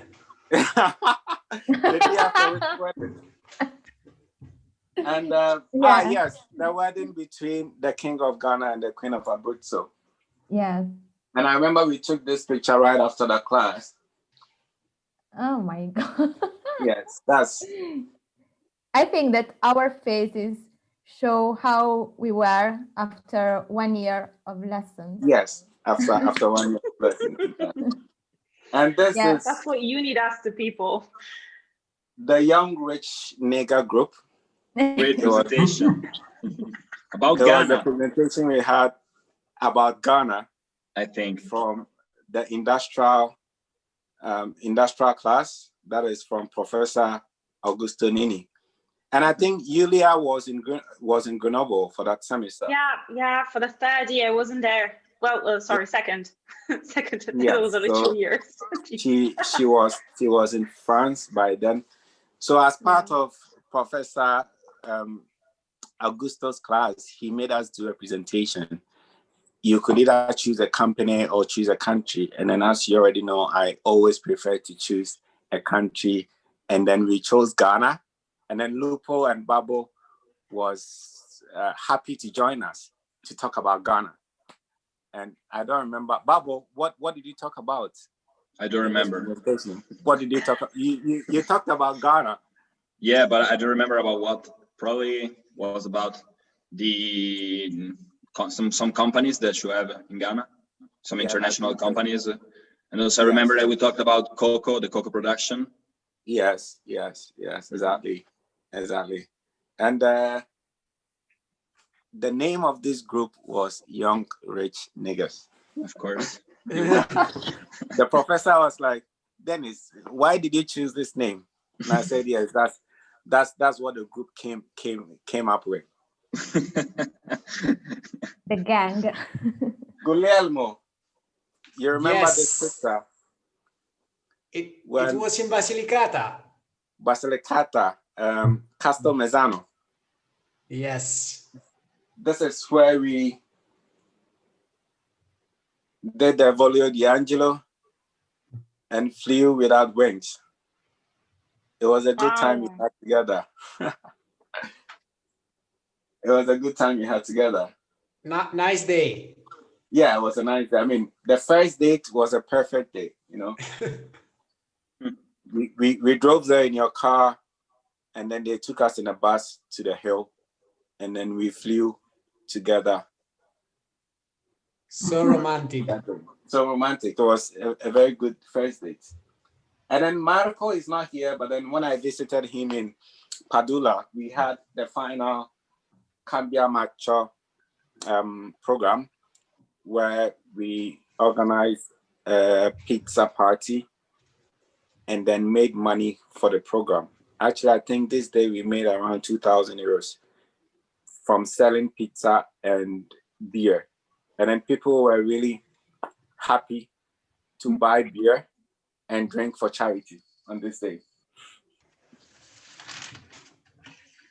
And that was with Marco when he arrived from Milan to Parma. This is a picture we took. I'm sorry he's not here to see this.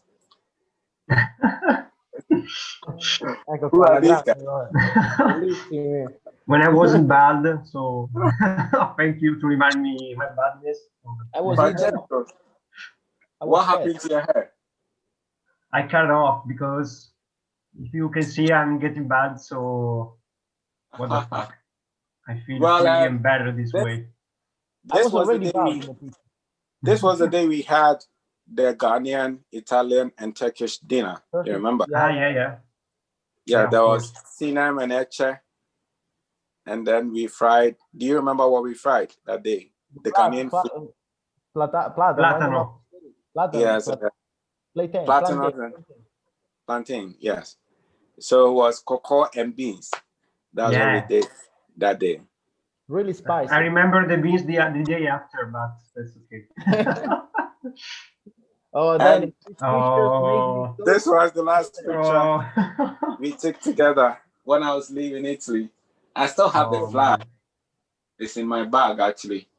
You wrote all the gay messages in a flag. Dennis, you are going to miss you. Dennis, where are you going? We forgot to write 3 letters that day. Yes, I mean let's keep it there. When we were wearing I remember this picture because I was like I was named the King of Ghana. Yes. The paid one, but yeah. When you were wearing the kente, this was during my graduation ceremony. But the real king is on the right.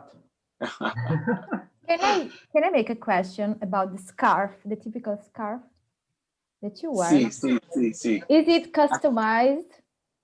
I can see. Yes, it is. Oh, really? It is. It's customized with Kissi's name, and then the one on my neck also had my name on it.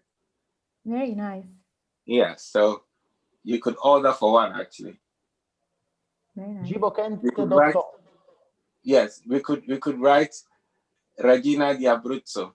You could just order one from Enostravels.com. Yeah, for the next graduation. Yeah, for the next graduation, yes. And this was when I was teaching Fabio how to.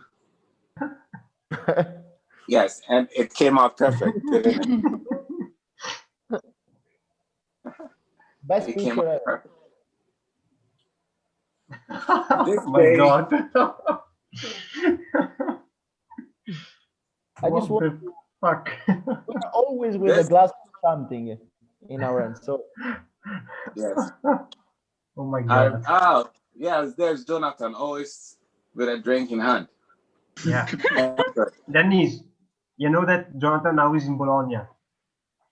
Oh, he's in Bologna now. Yeah, yeah. Oh, that's good. I'm gonna have him for the Switzerland session for this program. Yeah, And then this guy, the Indian, Steven, is gonna be there for the Indian session. And I then like we the have, Indian session. yes. And there is Vicky from Argentina. She's also gonna feature next week. And Claudio, where's Claudio? Claudio is in front of me, but he's too shy to be part of the. He's doing something. I don't know. Okay. He's doing something. Ciao, Fabio. Claudio. Anyway, this was the picture we took on the first day we met. How young we were. Yes, when that day, this day I thought you were racist because you thought I was Giuseppe. You thought, yeah, the Giuseppe from Ghana. Yes. Yeah, because I saw you with the ring, so I thought it was Giuseppe. So yes, because Giuseppe told you he was dating Doreen, and then when you saw me and Doreen, you thought, hey, this is Giuseppe because he's with Doreen. But I was like drunk or something, but this day I remember the jacket you had. That's really the ugly hard. jacket, yes. Yeah. But you have style. I remember that one day we went to Mansa with that girl. She was very nice.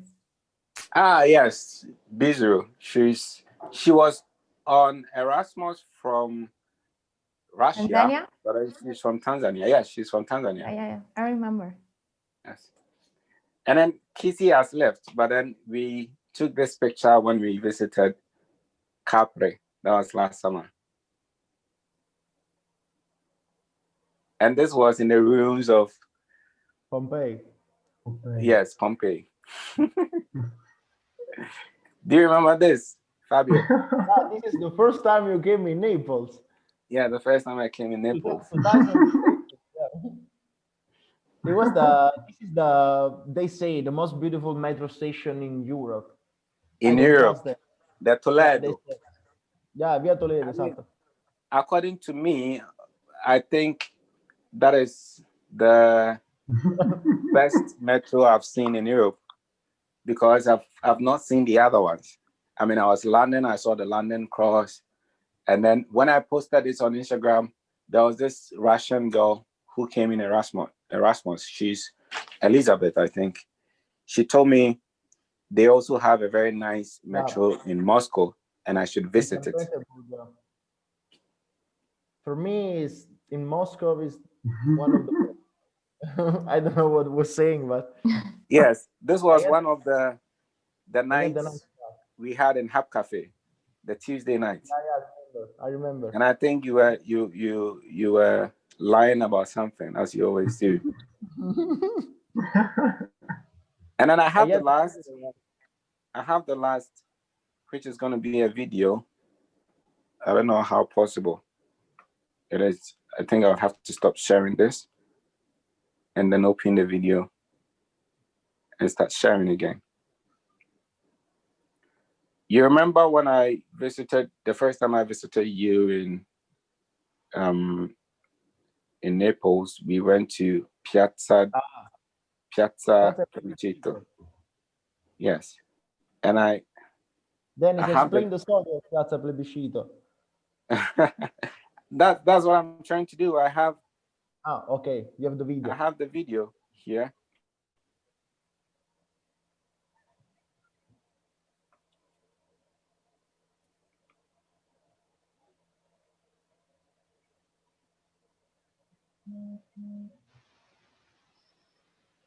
Can you see the video? Yeah. Yeah.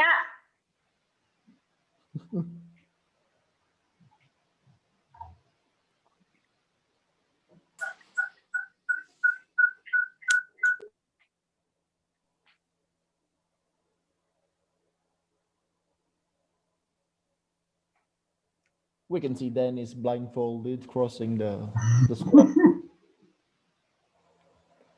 with a really, really ugly Bavaria, I don't know how to say it in English, is approaching to cross the square because the legend says that you should be blindfolded and go straight in the square. In the square, there are two horses, one on the left and one on the right. You just need to pass in the middle of these two horses. And if you do that, you will be like lucky for life. The problem is that it's not that easy because the square is really, I don't know how to say it in English, but it's in pendenza. It's like un po' così, you know? And Dennis, if the video is working, was going totally like on the opposite. It was going like in Rome because close to, you know, on the opposite side of the square. But it was really, really good. You went close.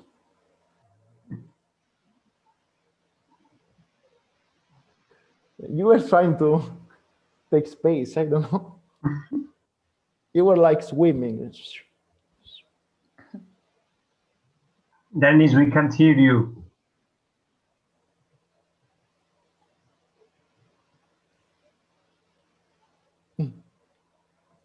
Magari mannaggia.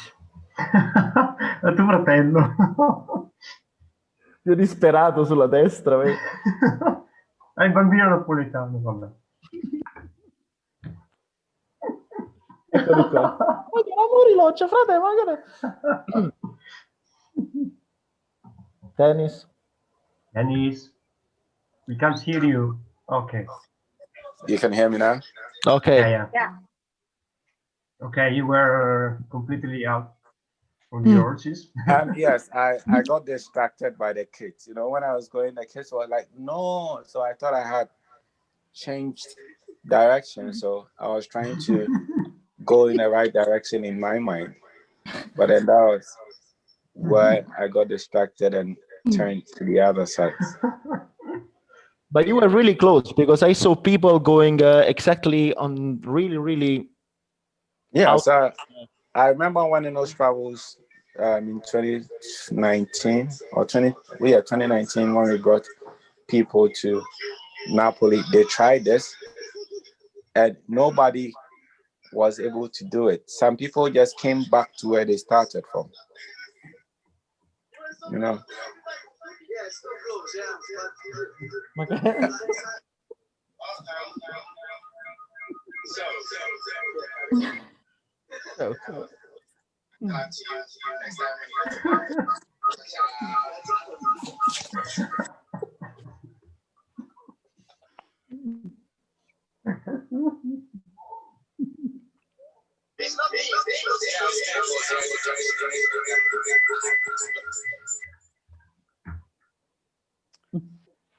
All right, so I mean,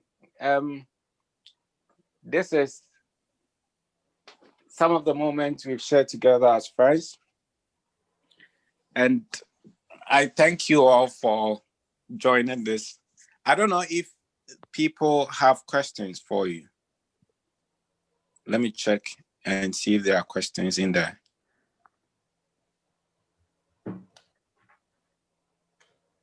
Chat. No, there are no questions, but to all the participants, do you have any questions for the group? Onella, wow, Onella have joined. Onella is from Argentina, and she is joining us next week for the Argentinian session. Dennis, someone asked if they can ask question now. Sure, you can. Please go ahead. You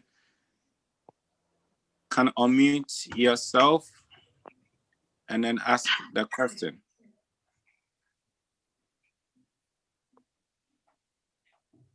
Non vi accalcate perché sennò. Sì. Who was that? Let me see. Why is this video still on?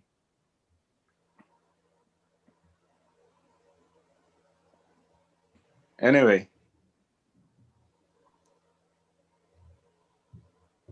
But do you guys also have questions for us, for the people from Ghana? I just want to know more about wedding in Ghana, if it's possible. Wedding in Ghana. Let me see. Yeah, because I would like to come to a wedding in Ghana. I don't know when, but well, obviously, when I'm getting married, I will get married in Ghana. So yeah, I was hoping for the big party for you. You're invited to. You've applied for the passport? Just for Ghana. Oh, that's good. So anyway. Hello? Yes, we hear you. Ghana. This one from Ghana. Sure. I see you. Yes, tell us. What's your question? Yeah, I just wanted to ask about how the coronavirus was in Italy. You understand? I heard it was hectic. You understand? I just want to ask whether it's okay now for you guys, because we love you too much, you know. All right, so Yuliya, can you? Okay. So that's a big question. I would say it's not all right, not at all. I mean, I think from the beginning, we held it not too bad, like compared to some other countries. But then I think they loosened too much the attention during summer, and then we ended up in September when schools were opened, being completely unaware and being completely without any obstacles, and just coronavirus just went around and spread all over the country again. And honestly, now it's been already how much? 5-6 months we're living in between red zone, yellow zone, and orange zone, and it's kind of frustrating, honestly, because now it's affected you in a way that you work from home, right? Well, I personally don't work from home because my job requires me to be in the office because I work in contact with public. But yeah, for sure, for people who can work from home, yes, I think it's compulsory, honestly, because who can stay at home, he stays at home. I mean, even schools right now are have this thing called DAD, which is docenza a distanza, no? Social distancing, yes. No. It's school. It's in schools. School they at teach. distance. Okay. School at distance, yeah. But yeah, we're just hoping it will get better. I mean, honestly, now people are getting vaccines, so hopefully it will get better. Okay. All right. That's of course. I have a question here, and then someone is asking about the transportation of Italy. How do you guys transport yourself? Is it by train, by bus, by taxis, by mind? Or you teleport by mind? What do you do? Who's gonna ask another question? This is a question for us?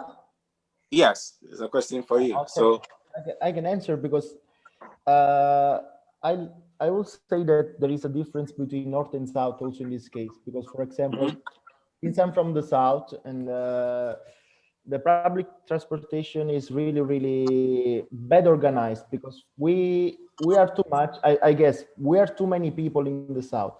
The trains, the metro, they're not that much, you know. And also the organization, first of all, is really, really different. For example, since I was a child, for me, it was really impossible to move in the city by bus, because we don't even have in my hometown, for example, we don't even have the timetables for the buses. So basically, I don't know when the bus is coming to pick me up. I don't know when I can go back home, because we don't have any timetable. But if you can see difference also in, for example, in Parma, it's totally different, because the transport station is working really, really well. They are always on time.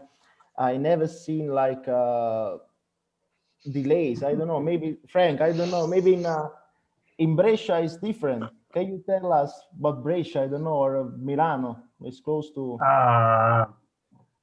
Yeah, I think North in Italy is well better organized, but I think these diseases are spreadily in all Italy.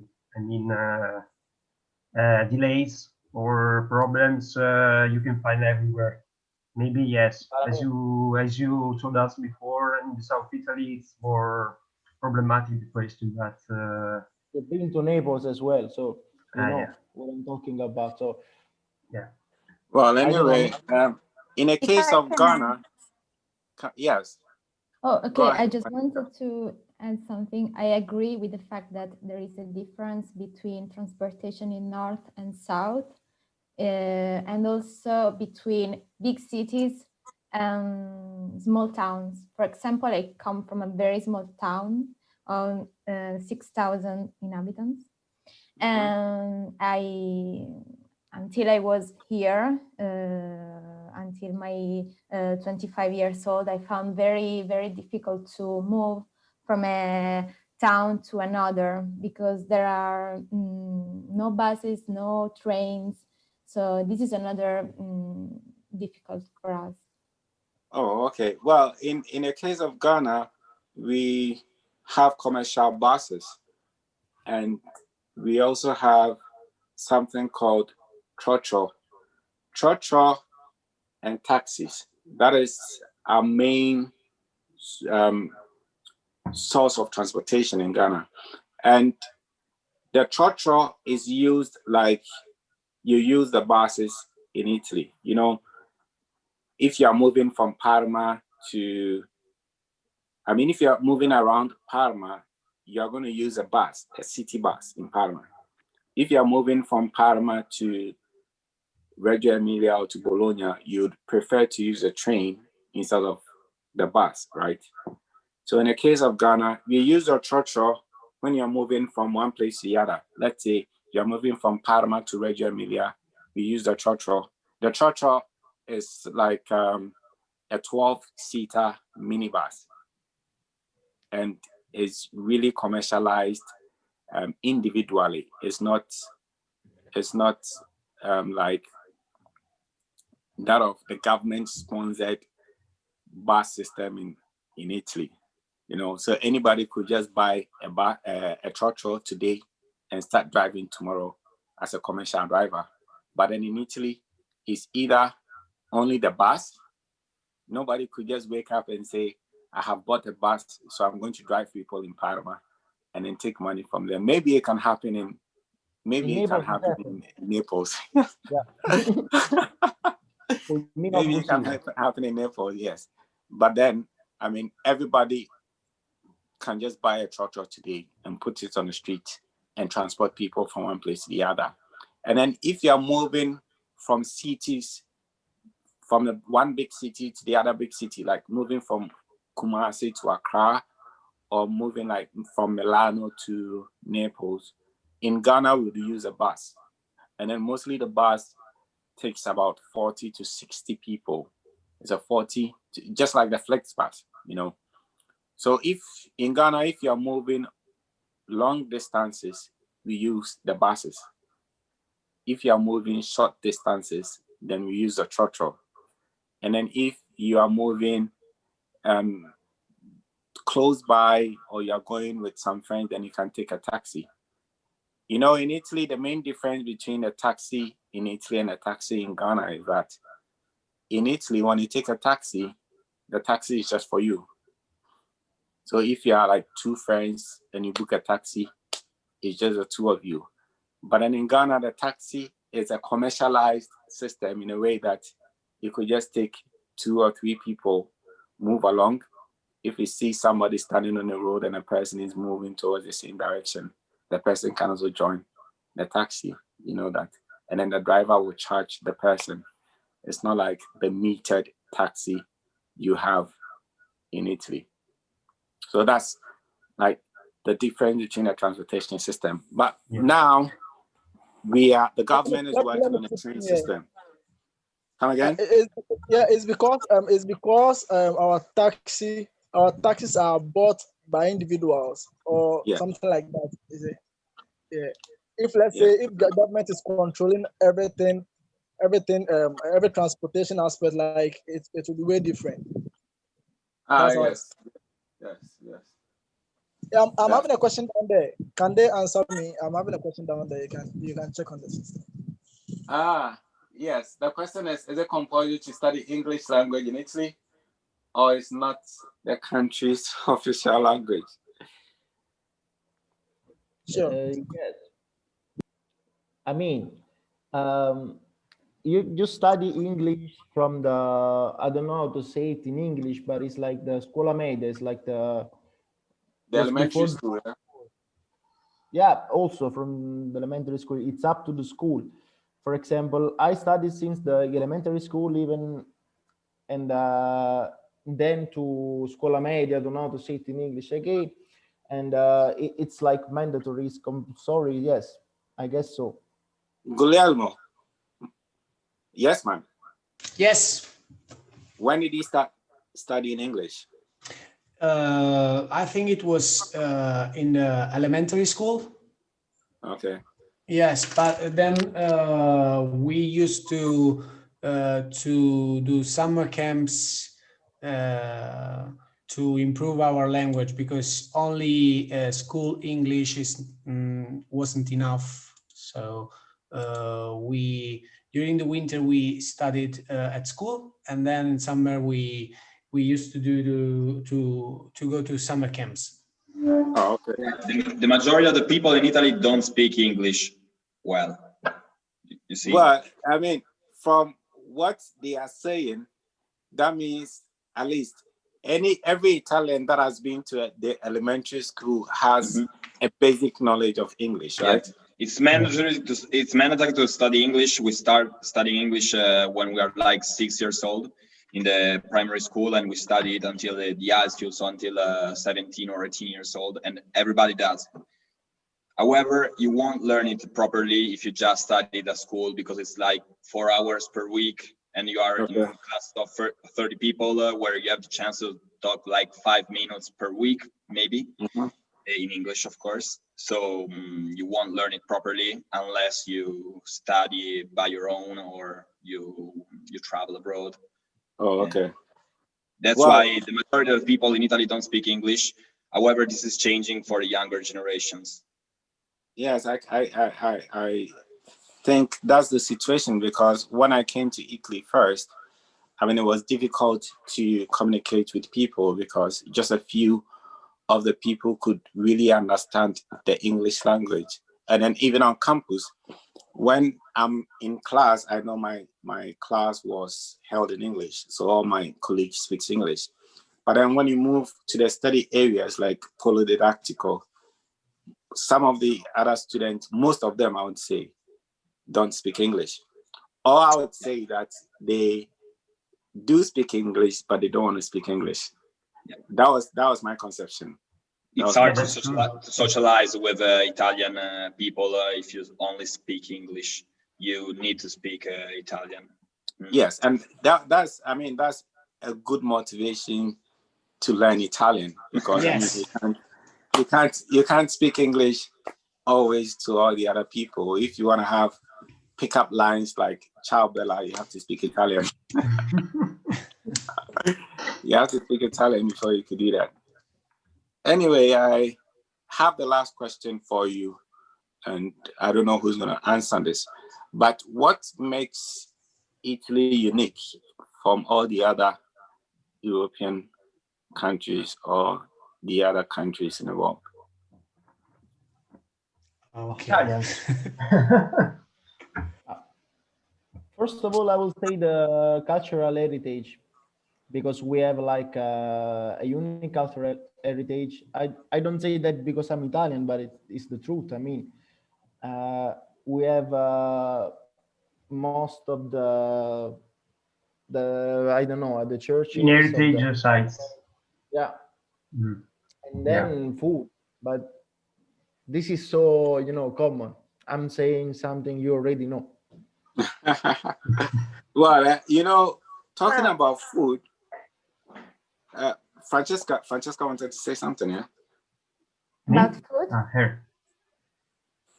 Or about the uniqueness of Italy. Well, I could say the same things that Fabio already shown with his words. So I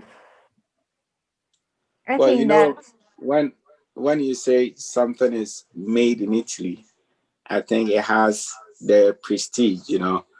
When you're holding something and you say, man, this was made in Italy, the price is like 3 times. Because you know what? That's actually what happens. I mean, I'm talking as a foreigner, okay? And I'm also talking as a person who lived abroad in 2 different countries, well, European countries anyways. But when you say you're from Italy, everyone opens their eyes and they're just like, wow, that's amazing. And you realize how Italy amazing is, as messed up as it is, and also as unique as it is, just only when you compare it and when you talk about it with people who do not live in Italy. Because if you talk about it with an Italian, they'd be like, yeah, okay, but we do have a lot of problems anyways. But when you talk about it with a foreigner, with someone who sees Italy as this unique and messed up country, you just realize how beautiful it is, you know, literally for the Italians, as someone says, because we're messed up. I mean, honestly, if you think about Italy, we're just like, we're not an ordinary country, and that's what makes us amazing and crazy. And we love with our whole heart. We eat with our whole heart. Everything we do. Every single thing we do with passion, and we do with this charism, with this I don't know, Italian heart. And this is what I also missed when I was living in abroad, even in the UK and even in France. You just miss this little bit of craziness, this, you know, even the aperitivo after work, even the being out with friends, and just you know, just being with this sort of lightness. Italy is home, so I guess you are describing home. Yeah. If I could say something historically, I think that Italy, compared to other European countries, because okay, in Africa probably the situation is different, but comparing Italy to other European countries, I think that Italian population always had to fight because of dominations of other countries since ancient times. I think, for example, to Spanish domination, French domination, and so on. So we always had to fight to preserve our identity, our cultural identity through art, literature. I think that this makes Italy unique, because despite of dominations, we always were able to preserve our identity, who we are. Well, I would also say that food also brings about the uniqueness of Italy, because, I mean, as I said initially, everywhere that I go, I find Italians there. Italians travel a lot. And then they also invest everywhere they go, because most of the best pizza joints you could find abroad are either owned by Italians or they are, I would say, motivated by Italians. When I was in Vietnam, we had Pizza 4-piece and Mamma Mia Pizza. Those two pizzas were the best pizza joints you could find in Vietnam, and they were Italian companies. And as you can see, everybody eats pizza in the world. There's pizza everywhere, in UK, in America, in Ghana. Even in Ghana we have a lot of pizza joints, you know. And then Fabio, I think as we are talking about this, we actually have a talk about the pizza joint. So we are going to have Enock's Pizza in Ghana. You can make it you're going to have the chefs from Napoli. So you can know that we are going to have the world's best pizza makers in Ghana. And then we are going to name it Enock's Pizza. Yeah, do you remember I talked about open a pizzeria in Accra? Yes. Maybe in the next years it will be really, really cool. Yes. I've actually started drafting a proposal, and then once we get the money for the investment, we make head to it, and then you go ahead. I can be your pizza manager, you know. I'll have to. Anyway, I guess this brings us to the end of the show. And thank you all for making a date with us. The first and maiden episode of Know My Country. We have a lot of other countries coming up. As I said, next week we are going to talk to the people from Argentina. The following week, there will be Denise, David from Germany, and Marlene. Then the following Sunday, we are going to have people from the UK. We'll have Tao. There was this guy in Erasmus. You know him? Yeah, Theo. Yes, and a lot of other people from the UK. Then the next subsequent weeks, we have people from Tanzania, from Russia, from Kenya. For now, we have like 22 countries. And then I would entreat you to join each and every Sunday to know about other countries as well. So thank you very much. I appreciate the love. And then I would love to say this, that, I mean, when I was in Italy, I was away from home, but because I had you guys, I knew that I was in my second home away from home. I always felt home with you guys, especially Fabio and Claudio. I don't remember the number of times we actually went out together, but I guess we went out together more times. And every night, I cherish every moment we spent together. So thank you very much, guys. Yuliya, Francesca, Marco, Fabio, Claudio. Thank you. And thank you. And not to me, fuck you. Dennis. Yes, man. Yes, man. Thank you very much. Yeah. It was a pleasure. All right.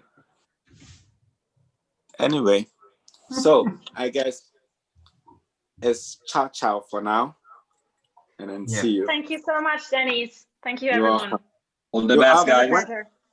When I get the applications for the boyfriends and the girlfriends, I'll just forward them to you guys. Can't wait. Okay. Anyway. Thank you, Dennis. Thank you very much. You're welcome. Bye, everyone. It's been a pleasure. Bye. Bye, everyone. Ciao. Bye, guys. Ciao. Have a nice evening. You too. Bye-bye.